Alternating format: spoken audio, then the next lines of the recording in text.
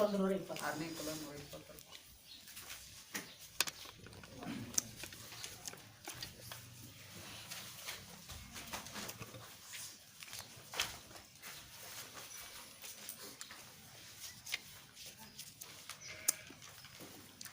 $126.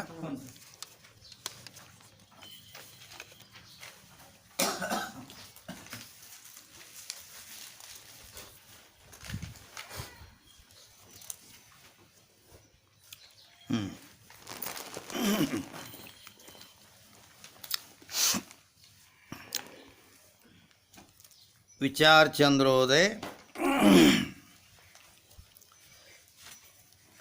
6ನೇ ಕಲೆಯಲ್ಲಿ ಪ್ರಪಂಚ ಮಿಥ್ಯತ್ವ ವರ್ಣನ ಮಾಡುವಲ್ಲಿ ಈಗ 126ನೇ ಪ್ರಶ್ನೆ.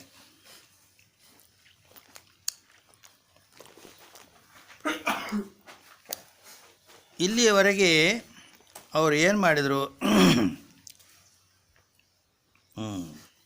ಅದು ಅಂದ್ರೆ 3 ಅಂಶಗಳ ಬಗ್ಗೆ ಹೇಳ್ಕೊಂಬಂದರು. ಈಗ ಪ್ರಶ್ನೆ ಏನು ಮಾಡ್ತಾರೆ ಅಂತ ಕೇಳಿದರೆ,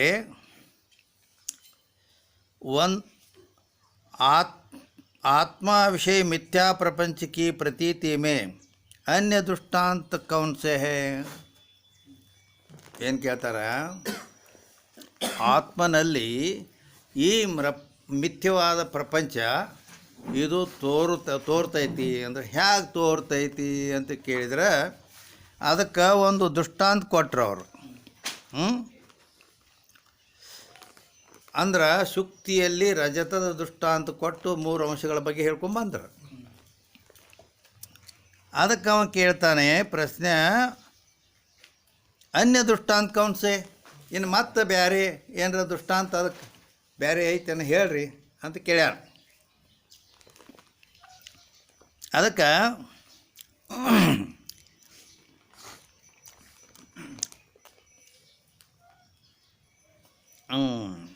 ಅನ್ಯ ದೃಷ್ಟಾಂತ ರಜತಾದಿಗಳು ಇನ್ನೂ ಒಂದು ಏನು ಅದಕ್ಕೆ ಉತ್ತರ ಏನಪ್ಪ ಅಂದರೆ ಸ್ಥಾಣು ವಿಷಯ ಪುರುಷ ಪ್ರತೀತೋವೆ. ಏನಂದರು? ಸ್ಥಾಣು ವಿಷಯ ಪುರುಷ ಪ್ರತೀತೋವೆ ಅಂದ್ರೇನು? ಮಂಡಗಿಡದಲ್ಲಿ ಪುರುಷ ಅಂದ್ರೆ ಕಳ್ಳ ಮನುಷ್ಯ ತೋರಿದಂತೆ, ಹಾಗೆ ಈ ಬ್ರಹ್ಮದಲ್ಲಿ ಜಗತ್ತು ತೋರಿದೆ ಅಂತ ಹೇಳಿದರು ಅವರು. ಅದಕ್ಕೆ ಇಲ್ಲಿ ಈ ಶುಕ್ತಿ ರಜತಾದಿಗಳು ಏನದಾವಲ್ಲ, ಶುಕ್ತಿಯಲ್ಲಿ ರಜತ, ರಜ್ಜುವಿನಲ್ಲಿ ಸರ್ಪ ಇವು ತೋರ್ಬೇಕಾದ್ರೆ ಸಾದೃಶ್ಯ ದೋಷ ಮೂಲಕವಾಗಿಯೇ ತೋರ್ಬೋದು ಅವು. ಅಲ್ಲಿ ಸಾದೃಶ್ಯ ದೋಷ ಮೂಲಕವಾಗಿ ತೋರ್ಯೋದು. ಸಾದೃಶ್ಯ ಅಂದರೆ ಸಾದೃಶ್ಯದ ಲಕ್ಷಣ ಏನು? ಸಾದೃಶ್ಯ ಅಂತ ಎದಕ್ಕಂತಾರೆ ಅಂತ ಕೇಳಿದರೆ, ತದ್ಭಿನ್ನತ್ವೇ ಸತಿ ತದ್ಗತ ಭೂಯೋ ಧರ್ಮವಾನ್ ಸಾದೃಶ್ಯ. ಸಂಸ್ಕೃತದಲ್ಲಿ ಏನು ಲಕ್ಷಣ ಮಾಡ್ತಾರೆ ಅದಕ್ಕೆ? ತದ್ಭಿನ್ನತ್ವೇ ಸತಿ, ತದ್ಭಿನ್ನತ್ವೇ ಸತಿ ತದ್ಗತ ಭೂಯೋ ಧರ್ಮವಾನ್ ಸಾದೃಶ್ಯ. ತದ್ಭಿನ್ನತ್ವೇ ಸತಿ ತದ್ಭಿನ್ನತ್ವೇ ಸತಿ ತದ್ಗತ ಭೂಯೋ ಧರ್ಮವಾನ್, ತದ್ಗತ ಭೂಯೋ ಧರ್ಮವಾನ್ ಸಾದೃಶ್ಯ. ತದ್ಭಿನ್ನತ್ವೇ ಸತಿ ತದ್ಗತ ಭೂಯೋ ಧರ್ಮವಾನ್ ಸಾದೃಶ್ಯ. ಹೀಗಂದರೆ ಏನು? ಅದು ಸಂಸ್ಕೃತ ತಿಳಿಲಿಲ್ಲ. ಅಂದರೆ ತದ್ಭಿನ್ನತ್ವೇ ಸತಿ ಅದಕ್ಕಿಂತ ಭಿನ್ನವಾಗಿರಬೇಕು. ತದ್ಗತ ಭೂಯೋ ಧರ್ಮವಾನ್ ಅಂದ್ರೆ ಅದರಂತೆ ಮಾತ್ರ ತೋರ್ತಿರಬೇಕು, ಅದಕ್ಕಿಂತ ಭಿನ್ನ ಇರಬೇಕು, ಅದರಂತೆ ತೋರ್ತಿರಬೇಕು, ಅದಕ್ಕೆ ಸಾದೃಶ್ಯ ಅನ್ನಬೇಕು. ಹಿಂಗೆ ಕನ್ನಡದಾಗಿದೆ. ಅದಕ್ಕಿಂತ ಭಿನ್ನವಾಗಿದ್ದು ಅದರಂತೆ ತೋರುತ್ತಿದ್ದರೆ ಅದಕ್ಕೆ ಸಾದೃಶ್ಯ. ಯಾಕಂದ್ರೆ ತದ್ಭಿನ್ನತ್ವೇ ಸತಿ ತದ್ಗತ ಭೂಯೋ ಧರ್ಮವಾನ್. ಆ ಧರ್ಮ ಮಾತ್ರ ಅದರಂತೆ ಅಂದ್ರೆ ಸಾದೃಶ್ಯ ಐತೆ ಅಲ್ಲಿ. ಈಗ ಅಂದ್ರೆ ಸಾಮಾನ್ಯ ಈ ದೃಷ್ಟಾಂತದಾಗ ತಗೋ, ದೃಷ್ಟಾಂತದೊಳಗೆ ಈಗ ಶುಕ್ತಿಯಲ್ಲಿ ರಜತ ಅಧ್ಯಾಸ ಆಗೈತಿ. ಅದೇ ಹೇಳ್ತಾರೆ ಅವರು ಹಿಂದಿಯೊಳಗೆ, ಇಂಗಾಲ ಮೇ ರಜತ ಅಧ್ಯಾಸ ಹೋವೇನೈ. ಇಂಗಾಲ ಮೇ ರಜತ ಅಧ್ಯಾಸ ಹೋವೇನೈ ಅಂದ್ರೇನು? ಏನೋ ಅದು ಯಾರಿಗೂ ಗೊತ್ತ. ಕಲ್ಲಿದ್ದ ಅಂದ್ರೆ ಕರಿಯದ ಇದ್ದಲಿಯಲ್ಲಿ, ಇದ್ದಲಿ ಗೊತ್ತೈತಲ್ಲ, ಇದ್ದಲಿಯಲ್ಲಿ ಬೆಳ್ಳಿ ಅಧ್ಯಾಸ ಆಕತ್ತೇನೆ. ಯಾಕಾಗೋದಿಲ್ಲ? ಸಾದೃಶ್ಯ ಇಲ್ಲ, ಹೌದಿಲ್ಲ? ಅದಕ್ಕೆ ಶುಕ್ತಿಯಲ್ಲೇ ಯಾಕೆ ರಜತ ಅಧ್ಯಾಸ ಆಕತಿ, ಇದ್ದಲಿಯಲ್ಲಿ ಯಾಕೆ ಆಗಬಾರ್ದು ಅಂತ ಕೇಳಿದ್ರೆ ಅಲ್ಲಿ ಸಾದೃಶ್ಯ ಇದ್ದಲಿಯಲ್ಲಿ ಇಲ್ಲ. ಬೆಳ್ಳಿಯಲ್ಲಿ ಏನು ಸಾದೃಶ್ಯ? ಚಮಕ್ ಹೊಡೆಯೋದು, ಚಮಕಾಸೋದು. ಅದು ಬೆಳ್ಳಿನೂ ಚಮಕಾಸ್ತದ, ಶುಕ್ತಿನೂ ಚಮಕಾಸ್ತದ. ಆದ್ದರಿಂದ ಈ ಸಾದೃಶ್ಯ ಮೂಲಕವಾಗಿ ಆ ಶುಕ್ತಿಯಲ್ಲಿ ರಜತ ಅಧ್ಯಾಸ ಆಗ್ಯದ. ಮತ್ತು ರಜ್ಜುವಿನಲ್ಲಿ ಸರ್ಪ ತೊರಗ, ಆ ಹಗ್ಗನೂ ಹಾವಿನಷ್ಟ ಸೈಜ್ ಇರ್ತೈತಿ. ಮತ್ತು ಅದ ಒಂದು ತೊಲಿ ಬಿದ್ದಿತ್ತಂದ್ರೆ ಆಕೈತಾನೆ, ಒಂದು ಬಡಿಗೆ ಬಿದ್ದರೂ ಹಾವಿನ ಅಧ್ಯಾಸ ಆಕೈತಿ. ಯಾಕಂದ್ರೆ ಅದರ ಸಾದೃಶ್ಯ ಬೇಕಲ್ಲ ಅಲ್ಲಿ. ಅದಕ್ಕೆ ಹಗ್ಗನೂ ಹಾವಿನಷ್ಟ ದಪ್ಪ ಇರ್ತೈತಿ, ಅಂಕಡೊಂಕಾಗಿ ಬಿದ್ದಿರ್ತೈತಿ, ಮತ್ತು ನೆಲಕ್ಕೆ ಹತ್ತಿ ಬಿದ್ದಿರ್ತೈತಿ. ಹಿಂಗೆ ಕಡಿ ನಿಂತಿರಂಗಿಲ್ಲ ಅದು. ಆದ್ದರಿಂದ ಆ ಹಾವಿಗೂ ಮತ್ತು ಹಗ್ಗಕ್ಕೂ ಸಾದೃಶ್ಯ ಐತಿ. ಈ ರೀತಿ ಶಂಕಾಕಾರಿ ಏನು ಕೇಳ್ತಾನೆ, ಹಗ್ಗದಲ್ಲಿ ಸರ್ಪ ಅಧ್ಯಾಸ ಆಗಬೇಕಾದ್ರೂ ಹಾವಿಗೂ ಹಗ್ಗಕ್ಕೂ ಸಾದೃಶ್ಯ ಐತಿ. ಅಲ್ಲಿ ಹಗ್ಗದಲ್ಲಿ ಹಾವು ತೋರಿತು. ಶುಕ್ತಿ ಶಿಂಪಿಯಲ್ಲಿ ಬೆಳ್ಳಿ ಅಧ್ಯಾಸ ಆಗಬೇಕಾದ್ರೂ ಅದು ಚಮಕ್ ಹೊಡೆಯೋದು ಬೆಳ್ಳಿಯಲ್ಲಿ ಐತಿ ಮತ್ತು ಶುಕ್ತಿಯಲ್ಲಿ ಐತಿ. ಈ ಸಾದೃಶ್ಯ ದೋಷ ಇದ್ದದರಿಂದ ಇಲ್ಲಿ ಅವು ಅಧ್ಯಾಸ ಆಗ್ಯಾವು ಬರಾಬರಿ. ಕರೆ ನೀವೇನು ಹೇಳಕತ್ತೀರಿ? ಈಗ ಬ್ರಹ್ಮದಲ್ಲಿ ಜಗತ್ತು ಅಧ್ಯಾಸ ಹೇಳಕತ್ತೀರಿ. ಈ ಪ್ರಪಂಚ ಮಿಥ್ಯೆ ಹೇಳ್ಬೇಕಾದ್ರೆ ಮತ್ತೆ ಏನು ಹೇಳ್ತೀರಿ? ಬ್ರಹ್ಮದಲ್ಲಿ ಜಗತ್ತ ಅಧ್ಯಾಸ ಐತಿ, ಭ್ರಾಂತಿ ಐತಿ ಅಂತ ಹೇಳ್ತೀರಿ. ಅದಕ್ಕೆ ಮತ್ತೆ ಇಲ್ಲಿ ಸಾದೃಶ್ಯರ ಇಲ್ಲ. ದೃಷ್ಟಾಂತ ಕೊಟ್ಟೇನು ಹೇಳಿರಿ, ಅಲ್ಲಿ ಸಾದೃಶ್ಯ ಐತಿ, ಅದು ತೋರ್ಯಾವ, ಇದುವರವ್ರೆ. ಆದ್ರೆ ನೀವು ಬ್ರಹ್ಮದಲ್ಲಿ ಜಗತ್ತ ಏನು ಅಧ್ಯಾಸ ಹೇಳಿರಲ್ಲ, ಅಲ್ಲಿ ಬ್ರಹ್ಮ ಹೇಗೈತಿ? ನಿರವಯವಾದ ಬ್ರಹ್ಮ. ನಿರವಯವಾದ ಬ್ರಹ್ಮದಲ್ಲಿ ಸಾವಯವವಾದ ಜಗತ್ತು ತೋರೈತಿ. ಬ್ರಹ್ಮರ ನಿರವಯವ ಐತಿ.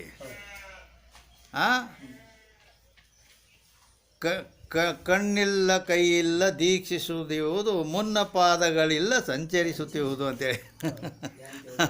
ಅದಕ್ಕೆ ಏನು ಕಣ್ಣ ಕೈಯ ಕಾಲ ಏನಿಲ್ಲ ಬ್ರಹ್ಮಕ್ಕೆ. ನಿರವಯವ.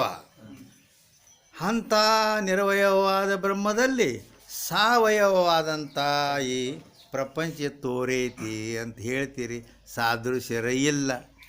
ಮತ್ತು ಸಾದೃಶ್ಯ ಇಲ್ಲದ ಹೆಂಗೆ ಭ್ರಾಂತಿ ಆಯ್ತು ಹೇಳ್ರಿ ಅಂತ ಅವ ಕೇಳ್ಯಾನ. ಅದಕ್ಕೆ ಇವ್ರೇನು ಹೇಳ್ತಾರೋ ಹಂಗಾರ ಅದನ್ನು ಕೇಳಂತಾರೆ ಅವ್ರು. ಏನೋ ಈಗ ಅವರು ಉದಾಹರಣೆ ಕೊಡ್ತಾರೆ ಅದಕ್ಕೆ ಉತ್ತರ. ಸ್ಥಾಣು ವಿಷಯ ಪುರುಷ ಪ್ರತೀತೋವೆ ಹೇ ಅಂದ್ರೆ ಅವರು. ಸ್ಥಾಣು ವಿಷಯ ಪುರುಷ ಪ್ರತೀತಿ ಹೋವೆ. ಮೊಂಡ ಗಿಡ ಐತಿ, ಅಲ್ಲೇನು ಟೊಂಗೆ ಟಿಸಲ ಏನೂ ಇಲ್ಲ. ಮೊಂಡ ಗಿಡ ಎಲ್ಲ ಟೊಂಗೆ ಕಡ್ಕೊಂಡು ಒಂದು ಮಂಡದ ಒಂದು ಅದ ಬಾಡ್ಡಿ ಅಟ್ಟ ನಿಂತೈತಿ. ಹಿಂಗೆ ಅದರಲ್ಲಿ ಅದಕ್ಕೇನು ಕೈ ಹಾಕ ಟೊಂಗೆ ಅವು ಇವು ಅದಾವನ ಏನೂ ಇಲ್ಲ, ಮೊಂಡ ಗಿಡ ಐತಿ. ಅಂದ ಮೇಲೆ ಆ ನಿರವಯವವಾದ ಮೊಂಡ ಗಿಡದಲ್ಲಿ ಅವಯವ ಸಹಿತವಾದಂಥ ಪುರುಷ ತೋರ್ಯಾನ ಇಲ್ಲ, ಅಲ್ಲಿ ತೋರ್ಯಾನ. ಮತ್ತು ಅದೇ ರೀತಿ ನಿರವಯವವಾದ ಬ್ರಹ್ಮದಲ್ಲಿ ಸಾವಯವವಾದ ಪ್ರಪಂಚ ತೋರೈತಿ. ಅದಕ್ಕೆ ಮಂಡ ಗಿಡದ ದೃಷ್ಟಾಂತ ಕೊಟ್ರು ಅವರು. ಸ್ಥಾಣು ವಿಷಯ ಪುರುಷಕ್ಕೆ ಪ್ರತೀತಿಕಿ ನ್ಯಾಯಿ ಅಂತ ಹೇಳಿದ್ರು ಅವರು.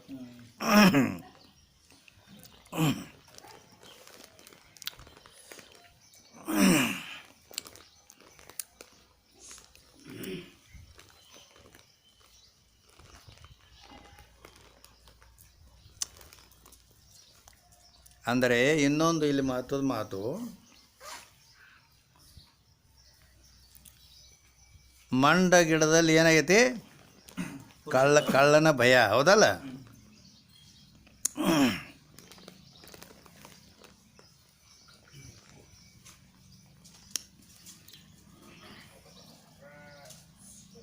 ಅಂದರೆ ಇಲ್ಲಿ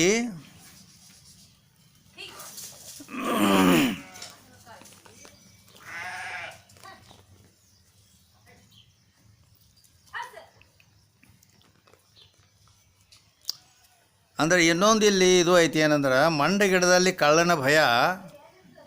ಇದು ರಾಕ್ ಇದ್ದವಂಗ ಅಂಜಿಕೆ ಬರ್ಬೋದು, ಹೌದಿಲ್ಲ? ಅದು ಯಾರು ತಿಳಿ ರಾಕ್ ಅದಾವು, ಮತ್ತು ಕಾಳ್ರ ಅಂದರೆ ತೊಗೊಂಡು ಗಿಂಡಾರ ತಿಳ್ಕ್ಯ. ಮತ್ತು ಈಗ ಒಬ್ಬ ಭಿಕ್ಷುಕ್ ಹೋಗ್ಲಾಗತ್ತಾನಪ್ಪ, ಅವನು ತಿಲ್ಲರಿ ಏನೂ ಇಲ್ಲ, ಅವನಿಗೂ ಅಂಜಿಕೆ ಬರ್ತೈತೇನೆ? ಇಲ್ಲ ಅನ್ನಂಗಿಲ್ಲ, ಬರ್ತೈತೆ ಅವಾಗೂ. ಬೇಡ ಅದು ಇಲ್ಲ ಅಂದ್ರೂ, ಇಲ್ಲ ಅಂದ್ರೆ ಭಯ ಎದರದ ಕಾರ್ಯ, ಅದು ಅಜ್ಞಾನದ ಕಾರ್ಯ ಐತೆ ಅದು. ಆಕೆ ಭಗವದ್ಗೀತೆಯಲ್ಲಿ ಹೇಳ್ತಾನೆ ನಾವು, ಅಜ್ಞಾನೇನ ಆವೃತಂ ಜ್ಞಾನಂ ತೇನ ಮುಹ್ಯಂತಿ ಜಂತವಾಹ. ಅಜ್ಞಾನೇನ ಆವೃತಂ ಜ್ಞಾನಂ ಅಂದ್ರೆ ಅಜ್ಞಾನ ಅಂತಕ್ಕಂಥದ್ದು ಏನು ಮಾಡ್ಯದ, ಇವನ ಜ್ಞಾನ ದೃಷ್ಟಿಯನ್ನು ಮುಚ್ಚದ, ಆವರಣ ಮಾಡಿಬಿಟ್ಟದ. ಅಂಥೇಳಿನ ಇವು ಜೀವಿಗಳು ಮೋಹಗೊಂಡಾವು. ಈ ಭಯ ಅನ್ನೋದು ಮತ್ತು ಅದು ಅಜ್ಞಾನದ ಕಾರ್ಯ ಐತಿ. ಅಂದ ಮೇಲೆ ಅಜ್ಞಾನ ಐತೆ ಎಲ್ಲೋ, ರಾಕ್ ಇರ್ಲಿಕ್ಕೆ ಬಿಡುವಾದ ಯಾಕರೆ ಅಜ್ಞಾನ ಐತೆಲ್ಲ, ಅಜ್ಞಾನದಿಂದ ಭಯ ಹುಡ್ತೈತಿ. ಹೀಗದ. ಅದಕ್ಕೆ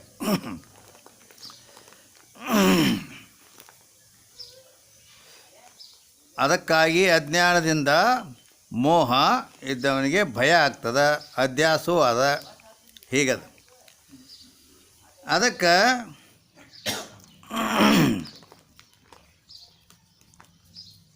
ಇಲ್ಲಿ ಇದು ಏನಪ್ಪ, ಇದು ಕೊಟ್ರಲ್ಲ ಯಾವುದು, ಸ್ಥಾಣು ವಿಷಯ ಪುರುಷ ಪ್ರತೀತೋವೆ. ಮಂಡ ಗಿಡದಲ್ಲಿ ಕಳ್ಳನ ದೃಷ್ಟಾಂತ ಕೊಟ್ಟರು. ಇದು ಅಧ್ಯಾಸ ಅಂತ ಹೇಳುವಲ್ಲಿ ಅಧ್ಯಾಸ ಎರಡು ಪ್ರಕಾರವಾಗ್ಯದ.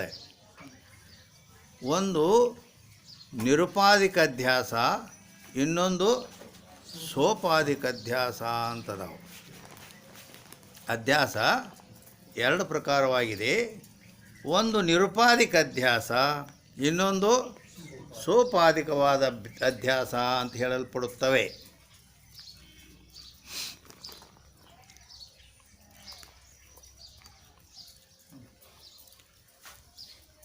ಹಾಗಾದರೆ ಮತ್ತು ನಿರುಪಾಧಿಕ ಅಧ್ಯಾಸತ್ತು ಎದಕ್ಕೆ ಅನ್ನಬೇಕು,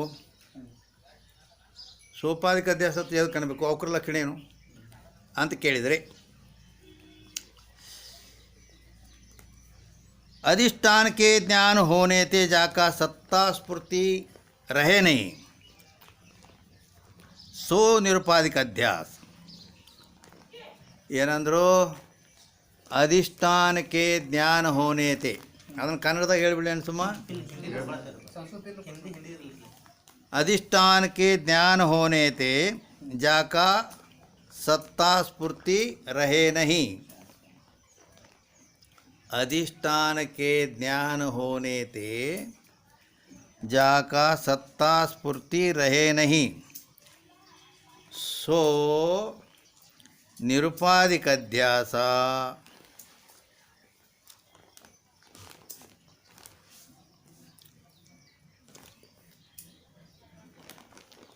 अधिष्ठान के ज्ञान होने ते जाकी सत्ता स्फूर्ति रहे नहीं,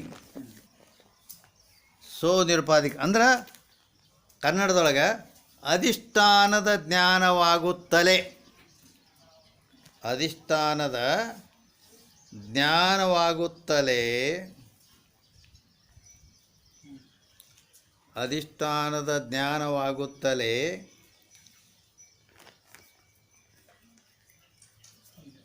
ಯಾವುದರ ಸತ್ತಾ ಸ್ಫೂರ್ತಿ ಯಾವುದರ ಸತ್ತಾ ಸ್ಫೂರ್ತಿ ಇರುವುದಿಲ್ಲವೋ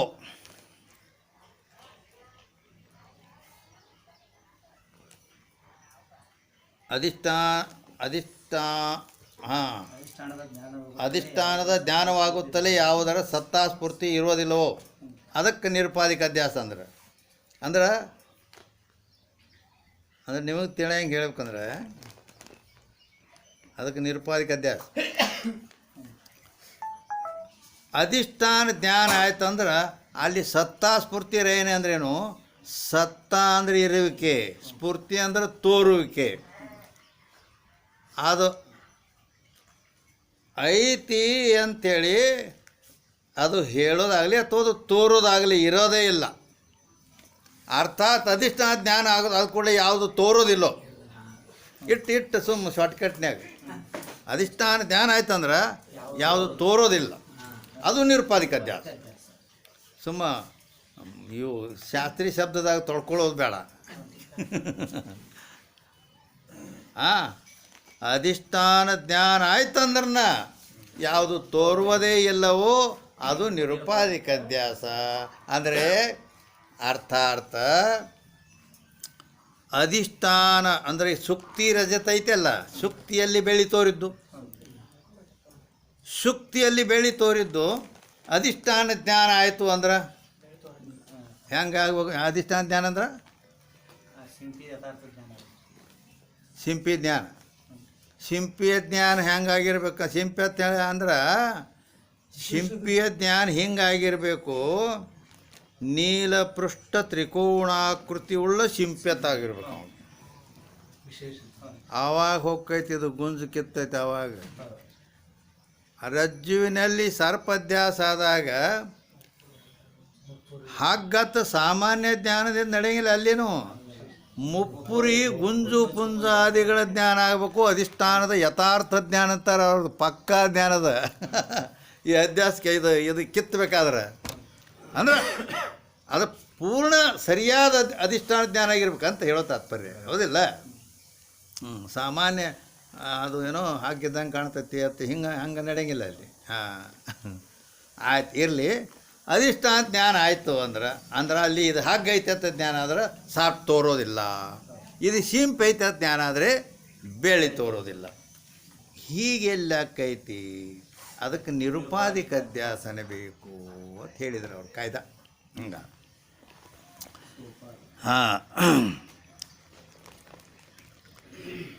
ಇನ್ನು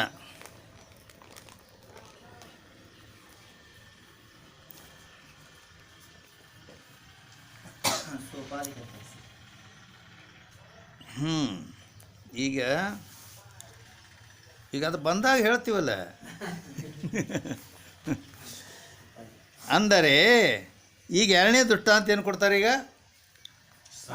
ಸಾಕ್ಷಿ ವಿಷಯ ಸ್ವಪ್ನ ಪ್ರತೀತಿ ಹೋವೆ ಹೇ, ಸಾಕ್ಷಿಯಲ್ಲಿ ಸ್ವಪ್ನದ ಪ್ರತೀತಿಯಾಗುತ್ತದೆ.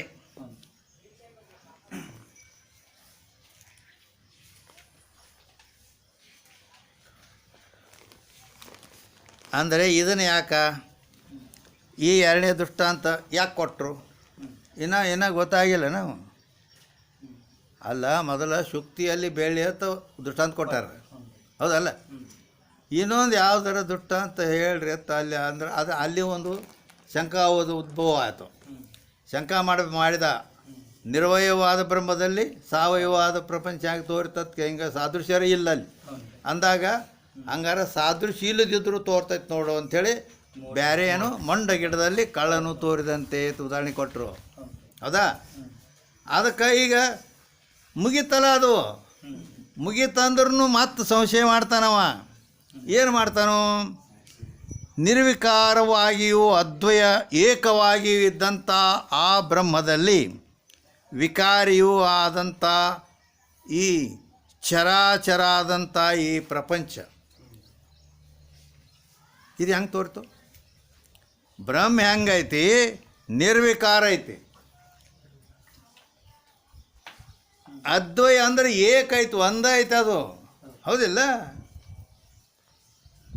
ನಿರ್ವಿಕಾರವಾಗಿಯೂ ಅದ್ವಯ ಸ್ವರೂಪ ಏಕವಾಗಿಯೂ ಇದ್ದಂಥ ಬ್ರಹ್ಮದಲ್ಲಿ ಅನೇಕ ರೂಪವಾಗಿಯೂ ಈ ವಿಕಾರಿಯಾದಂಥ ಈ ಪ್ರಪಂಚ ಇದು ಹೆಂಗೆ ತೋರಿತು ಅಂತ ಕೇಳಿದರೆ ಅದಕ್ಕೆ ಹೇಳ್ತಾರೆ ಸಾಕ್ಷಿ ವಿಷಯ ಸ್ವಪ್ನ ಪ್ರತೀತಿ ಹೋಗಿ.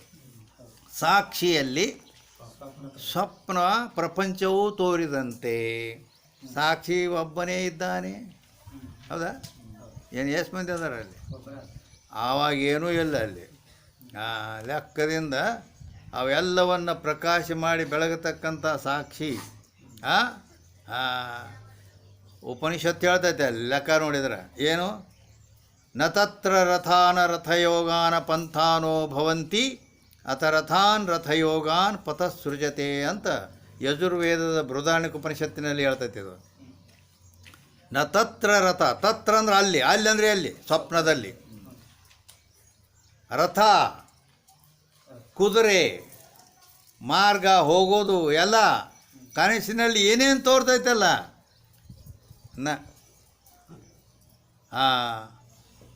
ನ ತತ್ರ ರಥಾನ ರಥಯೋಗಾನ ಪಂಥಾನೋ ಭವಂತಿ ಅಥ ರಥಾನ್ ರಥಯೋಗಾನ್ ಪಥ ಸೃಜತೆ.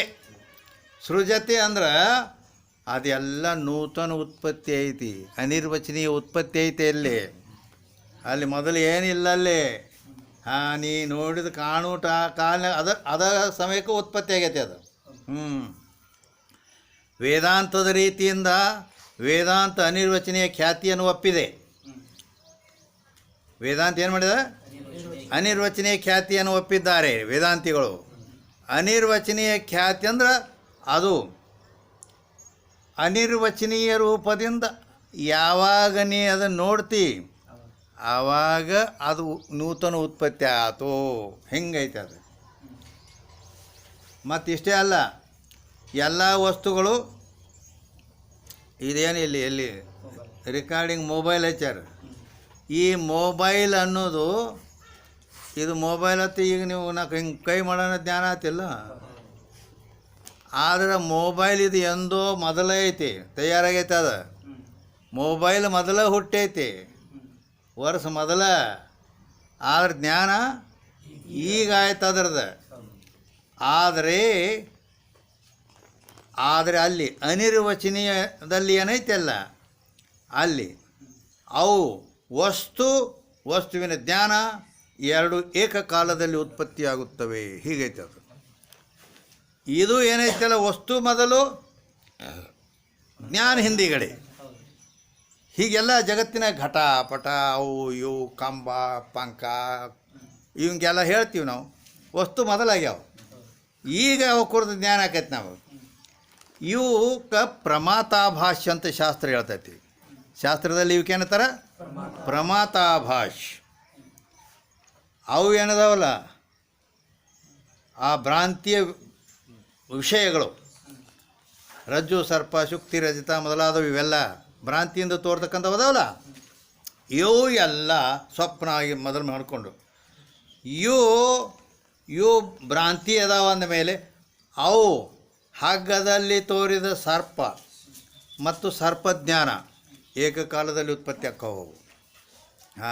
ವಸ್ತು ಮೊದಲ ಜ್ಞಾನ ಹಿಂದಿಗಡೆ ಇಲ್ಲ ಅಲ್ಲಿ. ಶುಕ್ತಿ ರಜತದಲ್ಲಿ ಬೆಳ್ಳಿಯ ಜ್ಞಾನ ಏಕಕಾಲದಲ್ಲಿ ಆಗುತ್ತವೆ. ಹಿಂಗೆ ಭ್ರಾಂತಿಯಿಂದ ಆಗತಕ್ಕಂಥವು ಎಲ್ಲ ಏನೈತಿಲ್ಲ. ಮತ್ತು ಸ್ವಪ್ನದ ಈಗೇನು ಬಂದದಿಲ್ಲಿ ಸಾಕ್ಷಿಯಲ್ಲಿ ಸ್ವಪ್ನ ತೋರಿದ ದೃಷ್ಟಾಂತ ಕೊಟ್ಟಾರ. ಈ ಸ್ವಪ್ನ ಪದಾರ್ಥಗಳು ಮತ್ತು ಅದರ ಜ್ಞಾನ ಏಕಕಾಲದಲ್ಲಿ ಉತ್ಪತ್ತಿಯಾಗುತ್ತವೆ. ಹೀಗೆ ವೇದಾಂತದ ನಿರ್ದಿಷ್ಟ ಇದು ನಿರ್ಧಾರ ಐತಿದು. ಆದ್ದರಿಂದ ಹೀಗೆ ಎಲ್ಲೆಲ್ಲಿ ವಸ್ತು ಮತ್ತು ಜ್ಞಾನ ಎರಡೂ ಏಕಕಾಲದಲ್ಲಿ ಹುಟ್ಟುತ್ತವೆ, ಏಕಕಾಲದಲ್ಲಿ ಲಯವಾಗುತ್ತವೆಯೋ ಅಲ್ಲೆಲ್ಲ ಸಾಕ್ಷಿಯ ಭಾಷ್ಯವನ್ನು ಒಪ್ಪಬೇಕು. ಎಲ್ಲಿ ವಸ್ತು ಮೊದಲು ತಯಾರಿಯಾಗಿ ಮೊದಲೇ ಇತ್ತು ಅದ್ರ ಜ್ಞಾನ ಈಗಾಗೈತಿ ಅಂದ್ರೆ ಅದು ಪ್ರಮಾತಾ ಭಾಷ್ಯ ಅಂತ ಹೇಳಲ್ಪಡುತ್ತದೆ ಅಂತ ವೇದಾಂತದ ನಿರ್ದಿಷ್ಟ ಐತಿ ಇದು. ಆದ್ದರಿಂದ ಈ ರೀತಿ ಅಲ್ಲಿ ಸಾಕ್ಷಿಯಲ್ಲಿ ಆ ಸ್ವಪ್ನ ಪದಾರ್ಥ ಇದು ಏನು ತೋರೈತಲ್ಲ, ಇದು ಆ ಸ್ವಪ್ನ ಪದಾರ್ಥಗಳಾಗಲಿ ಅದು ಆಗಲೇ ಹೇಳ ನ ತತ್ರ ರಥಾನ್ ರಥಯೋಗಾನು ಪಂಥಾನೋ ಭವಂತಿ ಅತ ರಥಾನ್ ರಥಯೋಗಾನ್ ಪಥ ಸೃಜತೆ ಅಂದ್ರೆ ಹೊಸದಾಗಿ ಅದೇ ಕಾಲದಲ್ಲಿ ನೋಡೋ ಕಾಲದಲ್ಲೇ ಉತ್ಪತ್ತಿ ಆಯ್ತು ಅದ್ರದ್ದು. ಹಿಂಗದ ಮೊದಲು ಇಲ್ಲ ಹೀಗೈತಿ ಅಂದ್ರೆ ಅಲ್ಲಿ ವಸ್ತು ಮೊದಲು ಇಲ್ಲ. ಅದಕ್ಕಾಗಿ ಈ ರೀತಿ ಆ ಸಾಕ್ಷಿಯಲ್ಲಿ ಸ್ವಪ್ನ ಪ್ರತೀತಿ ಅಂತ ಹೇಳಿದರು ಅವರು. ಅದಕ್ಕೆ ಇದು ಯಾಕೆ ಹೇಳಬೇಕಾಯ್ತು ಅಂದ್ರೆ ಅದಕ್ಕೆ ಕಾರಣ ಹೇಳಿದ್ವಿ. ನಿರ್ವಿಕಾರವಾಗಿಯೂ ಅದ್ವಯ ಏಕವಾಗಿಯೂ ಇದ್ದಂಥ ಬ್ರಹ್ಮದಲ್ಲಿ ಈ ಯಾವ ವಿಕಾರಿಯು ಮತ್ತು ಈ ಚರಾಚರ ಈ ಪ್ರಪಂಚ ಇದು ಯಾಕೆ ಅದೂ ಸ್ವಪ್ನ ಪ್ರಪಂಚವೇ ಹೌದಿಲ್ಲ. ಇದು ಜಾಗೃತ ಪ್ರಪಂಚ, ಅದು ಸ್ವಪ್ನ ಪ್ರಪಂಚ, ಎರಡೂ ಪ್ರಪಂಚನೇ. ಫರಕ್ ಇಷ್ಟೇ ಐತಿ, ಇದು ಈಶ್ವರ ಸೃಷ್ಟಿ ಐತಿ, ಅದು ಜೀವ ಸೃಷ್ಟಿ ಐತಿ, ಹಿಂಗದ. ಆದ್ದರಿಂದ ಅದು ಅಲ್ಲಿ ಇಷ್ಟ ಮತ್ತು ಇದು ವಸ್ತು ಮೊದಲೈತಿ, ಅದ್ರ ಜ್ಞಾನ ಹಿಂದಿಗಡೆ ಆಕತಿ. ಅಲ್ಲಿ ಏನೈತಿ ವಸ್ತು ಜ್ಞಾನ ಎರಡು ಏಕಕಾಲದಲ್ಲಿದ್ದಾವೆ. ಈ ವ್ಯಾವಹಾರಿಕ ಈ ಪ್ರಪಂಚದ ಜ್ಞಾನ ವಸ್ತು ಮೊದಲೈತಿ, ಜ್ಞಾನ ಹಿಂದಿಗಡೆ ಆಕೈತಿ ಅಂದ್ರೆ ಪ್ರಮಾತಾ ಭಾಷ್ಯ ಐತಿ. ಸ್ವಪ್ನದಲ್ಲಿ ವಸ್ತು ಜ್ಞಾನ ಏಕಕಾಲದಲ್ಲಿ ಹುಟ್ಟುತ್ತವು, ಆದ್ದರಿಂದ ಅದು ಸಾಕ್ಷಿ ಭಾಷ್ಯ ಅಂತ ಹೇಳಲ್ಪಡುತ್ತದೆ. ಎಷ್ಟು ವ್ಯತ್ಯಾಸ ಐತಿ. ಆದ್ದರಿಂದ ಇದನ್ನೂ ಕೂಡ ನಿರುಪಾಧಿಕ ಅಧ್ಯಾಸವೇ ಇದೆ. ಆದರೆ ನಾ ಕೇಳ್ತೇನೆ ನಿಮ್ಮನ್ನು, ಅಲ್ಲಿ ಹಗ್ಗದಲ್ಲಿ ಸರ್ಪ ಅಧ್ಯಾಸ ಆಗಲಿ, ಶುಕ್ತಿಯಲ್ಲಿ ಬೆಳ್ಳಿ ಅಧ್ಯಾಸ ಆಗಲಿ, ಅಲ್ಲಿ ಅಧಿಷ್ಠಾನ ಜ್ಞಾನ ಆದ ಕೂಡಲೇ ಹೋಯ್ತಲ್ಲ, ಹೌದು. ಮತ್ತು ಇದನ್ನು ನಿರುಪಾಧಿಕ ಅಧ್ಯಾಸ ಐತಿ.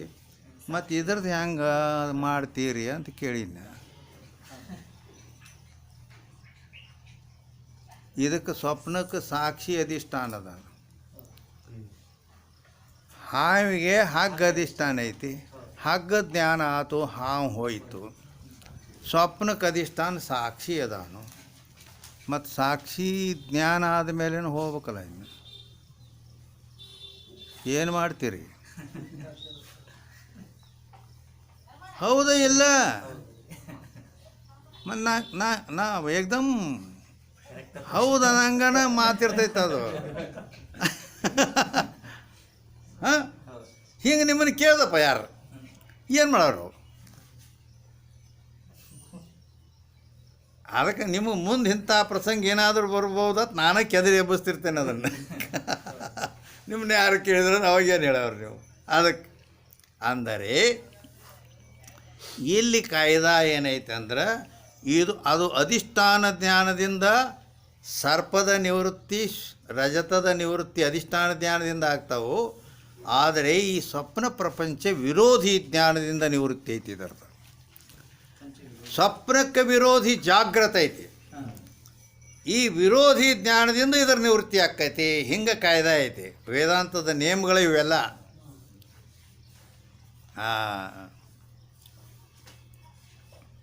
ಮತ್ತು ಇಲ್ಲಿಂದ ಅವನು ಪ್ರಶ್ನೆ ಮಾಡಿದಂದ್ರೆ ಮತ್ತು ಏನೋಪ್ಪ ಇನ್ನು ಶಿವ ಏನು ಮಾಡಿ ಅಂತೇಳಿ ಕುಂದ್ರದಾಕೈತೆ. ವಿರೋಧಿ ಜ್ಞಾನದಿಂದ ಜಾಗೃತ, ಸ್ವಪ್ನಕ್ಕೆ ವಿರೋಧಿ ಯಾವುದು? ಜಾಗೃತ ಐತಿ.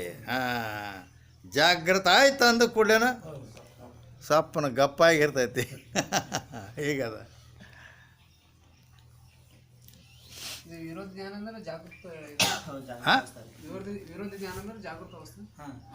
ಮತ್ತು ಜಾಗ್ರ ಸ್ವಪ್ನ ವಿರೋಧಿ ಇಲ್ಲನ ಇವು.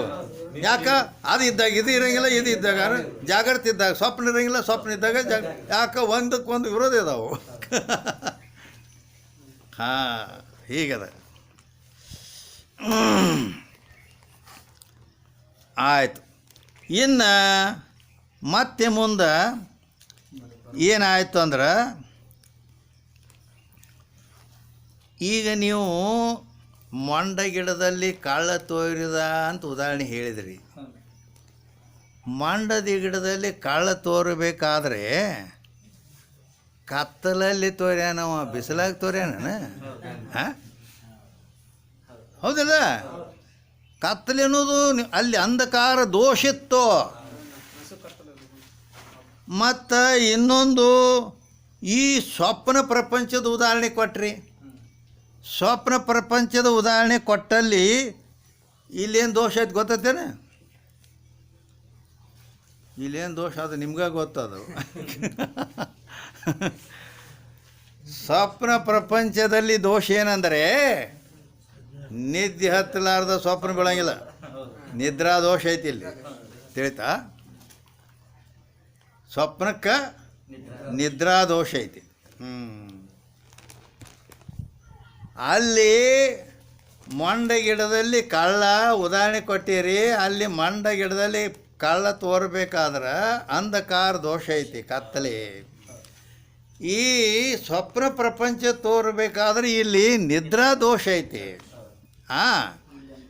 ಅಂದ ಮೇಲೆ ಮತ್ತು ಇನ್ನು ಬ್ರಹ್ಮದಲ್ಲಿ ಅದು ಸ್ವಯಂ ಪ್ರಕಾಶವಾದಂಥ ಬ್ರಹ್ಮ, ಮತ್ತು ಅಲ್ಲಿ ಯಾವ ದೋಷರ ಇಲ್ಲ.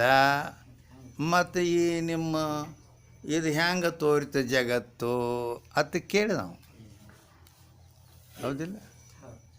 ಕೇಳೋ ಮಾತೈತಿಲ್ಲ ಅದು.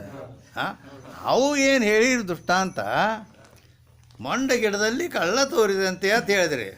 ಹೌದಪ್ಪ, ಬರೋಬ್ಬರಿ ಆಯಿತು. ಮತ್ತು ಸ್ವಪ್ನದಲ್ಲಿ ಸಾಕ್ಷಿಯಲ್ಲಿ ಸ್ವಪ್ನ ಪ್ರಪಂಚ ತೋರಿದಂತೆ ಅಂತ ಹಿಂಗೆ ಹೇಳಿದ್ರಿ.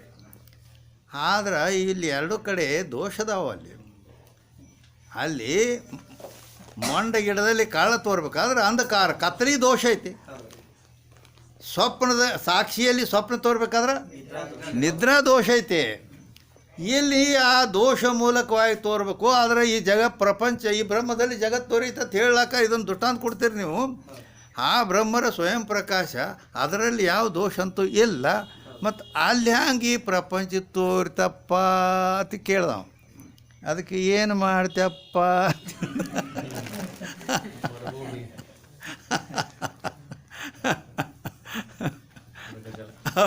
ಹೌದಾ ಇಲ್ಲ? ಪ್ರಶ್ನೆ ಮಾಡೋ ಹೆಂಗೆ ಮಾಡ್ತಾನೋ ಏನು ಮಾಡ್ತಾನೋ ದೇವ್ರಿಗೆ ಗೊತ್ತದ. ಅವನ ಮನಸ್ಸು ಒಂದಂಗೆ ಮಾಡಿಬಿಡವ. ಅದಕ್ಕೇನು ಅಂದರೆ, ಅದಕ್ಕೆ ಅವರು ಮತ್ತೆ ಉದಾಹರಣೆ ಕೊಡ್ತಾರೆ. ಇಲ್ಲಿ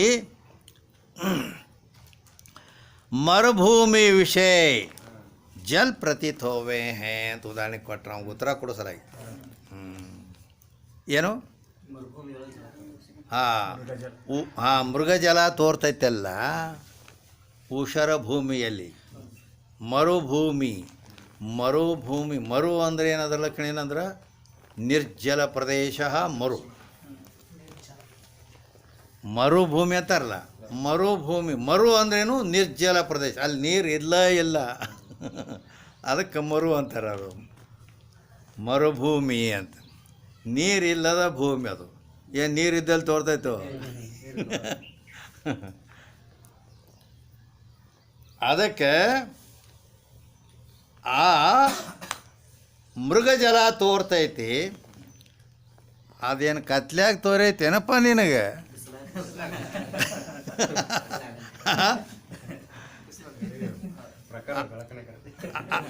ಅಲ್ಲಿ ಏನು ದೋಷ ಹೇಳ್ತೀವಿ ನೋಡು. ಅಲ್ಲಿ ಹುಡುಕ್ಯಾಡಂಗಾರ ಏನಾರ ಹುಡುಕ್ಯಾಡ ಸಿಗ್ತೈತೇನ? ಮೃಗಜಲ ತೋರ್ಬೇಕಾದ್ರೆ ಹೌದಿಲ್ಲ? ಅದಕ್ಕೆ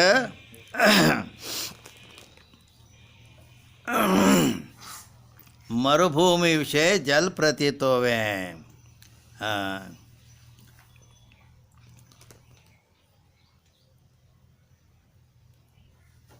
ಅದಕ್ಕೆ ಇದೇನೈತಿಲ್ಲ ಇಲ್ಲಿ ತನ ಅದು ಕೊಟ್ಟ ದೃಷ್ಟಾಂತ ಏನದಾವಲ್ಲ ಇವು ನಿರುಪಾಧಿಕ ಅಧ್ಯಾಸ ಅಂತ ಹೇಳ್ಕೊಂಬಂದೀವಿ ಹೌದಲ್ಲ. ಹಾಂ, ಈಗೇನು ಹೇಳ್ತಲ್ಲ ಇದು ಮೃಗಜಲದ ದೃಷ್ಟಾಂತ, ಇದು ಸೋಪಾಧಿಕ ಅಧ್ಯಾಸ ಐತಿ. ಇದು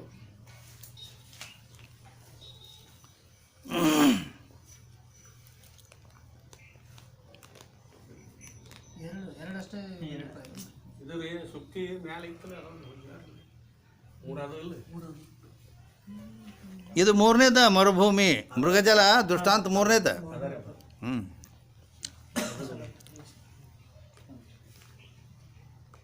ಮರುಭೂಮಿಯಲ್ಲಿ ತೋರುವ ನೀರು ಸೋಪಾದಿಕ ಅಲ್ರಿ? ಸೋಪಾದಿಕ ಯಾವುದು? ಮರುಭೂಮಿಯಲ್ಲಿ ತೋರುವ ಹಾಂ,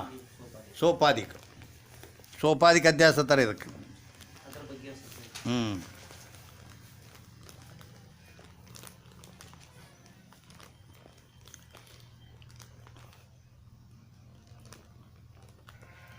ಅಧಿಷ್ಠ ಇದು ಅದರ ಲಕ್ಷಣ ಏನು, ಸೋಪಾಧಿಕದ ಲಕ್ಷಣ ಏನು ಅಂತ ಕೇಳಿದರೆ,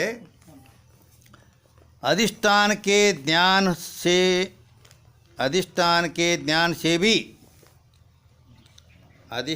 के ज्ञान से भी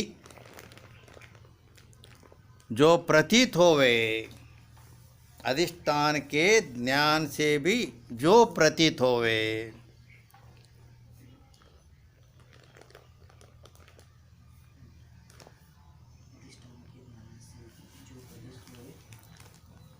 अधिष्ठान के ज्ञान से भी जो प्रतीत होवे, ಸೋಪಾಧಿಕ ಅಧ್ಯಾಸ ಅಂದ್ರೆ ಕನ್ನಡದೊಳಗೆ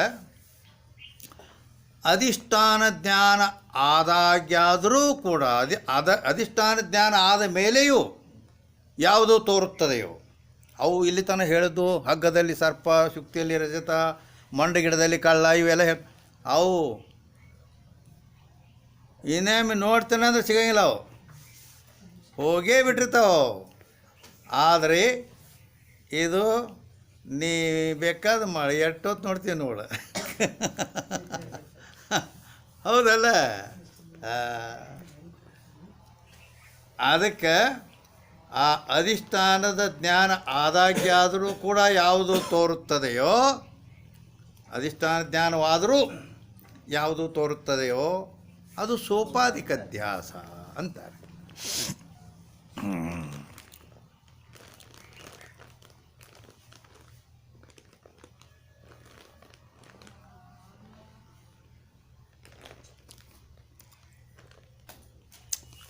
ಅದರಂತೆನ ಈ ಸ್ಥೂಲ ಸೂಕ್ಷ್ಮ ಸಂಗಾತಿ ಏನದಾವಲ್ಲ ಇವು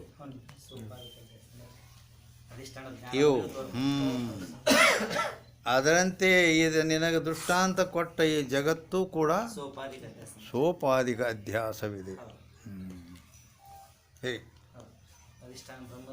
ಹಾಂ, ಅಜ್ಞಾನ ಆವರಣಗಳು ನಿರುಪಾಧಿಕ ಅಧ್ಯಾಸ. ಹಾಂ, ಹೋಗಿಬಿಡ್ದಾವು. ಏನವು? ಆವರಣ, ಹಾಂ, ಅಜ್ಞಾನ ಆವರಣಗಳು ನಿರುಪಾಧಿಕ ಅಧ್ಯಾಸ. ಈ ಸ್ಥೂಲ ಸೂಕ್ಷ್ಮ ಶರೀರಗಳು ಸೋಪಾಧಿಕ ಅಧ್ಯಾಸ. ಇವು ಹೀಗೈತೆ.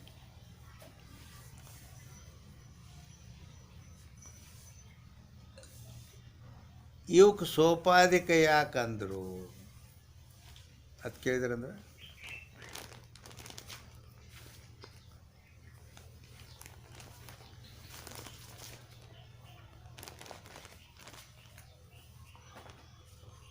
ಯಾಕೆ ಕೇಳಿದ್ರಂದ್ರೆ ಕೇಳ್ಕೊತ ಕುಂದ್ರೆ ಅದು ಸುಮ್ಮ ಕುಂದ್ರು ಮತ್ತೇನು ಅಂದರೆ ಇಲ್ಲಿ ಈ ಶರೀರಕ್ಕೆ ಶರೀರ ಯುವಕ ಅಂದ್ರೆ ಉಪಾಧಿ, ಸೋಪಾಧಿಕ ಅಂದ್ರೆ ಉಪಾಧಿ ಸಹಿತಕ ಸೋಪಾಧಿಕ ಅಂತಾರೆ. ಸೋಪಾಧಿಕ ಅಂದ್ರೇನು? ಹಾಂ, ನಿರುಪಾಧಿಕ ಅಂದ್ರೆ ಉಪಾಧಿ ರಹಿತಕ್ಕೆ ನಿರುಪಾಧಿಕ ಅಂತಾರೆ, ಉಪಾಧಿ ಸಹಿತಕ್ಕೆ ಸೋಪಾಧಿಕ ಅಂತಾರೆ. ಮತ್ತಂದ್ರೆ ಇಲ್ಲಿ ಉಪಾಧಿ ಏನು ಅಂತ ಕೇಳಿದರೆ ಈ ಶರೀರಕ್ಕೆ ಪ್ರಾರಬ್ಧ ಕರ್ಮ ಅನ್ನೋದು ಉಪಾಧಿ ಐತೆ. ಅದು ಈಶ್ವರನ ಸಂಕಲ್ಪದು. ಅದು ಮುರಿಯ ತನಕ ಇದಕ್ಕೆ ನಿವೃತ್ತಿ ಇಲ್ಲ. ಹಿಂಗೈತೆ. ಆದ್ದರಿಂದ ಇವು ತೋರ್ತಾವೆ, ಅದಕ್ಕೆ ಉಪಾಧಿ.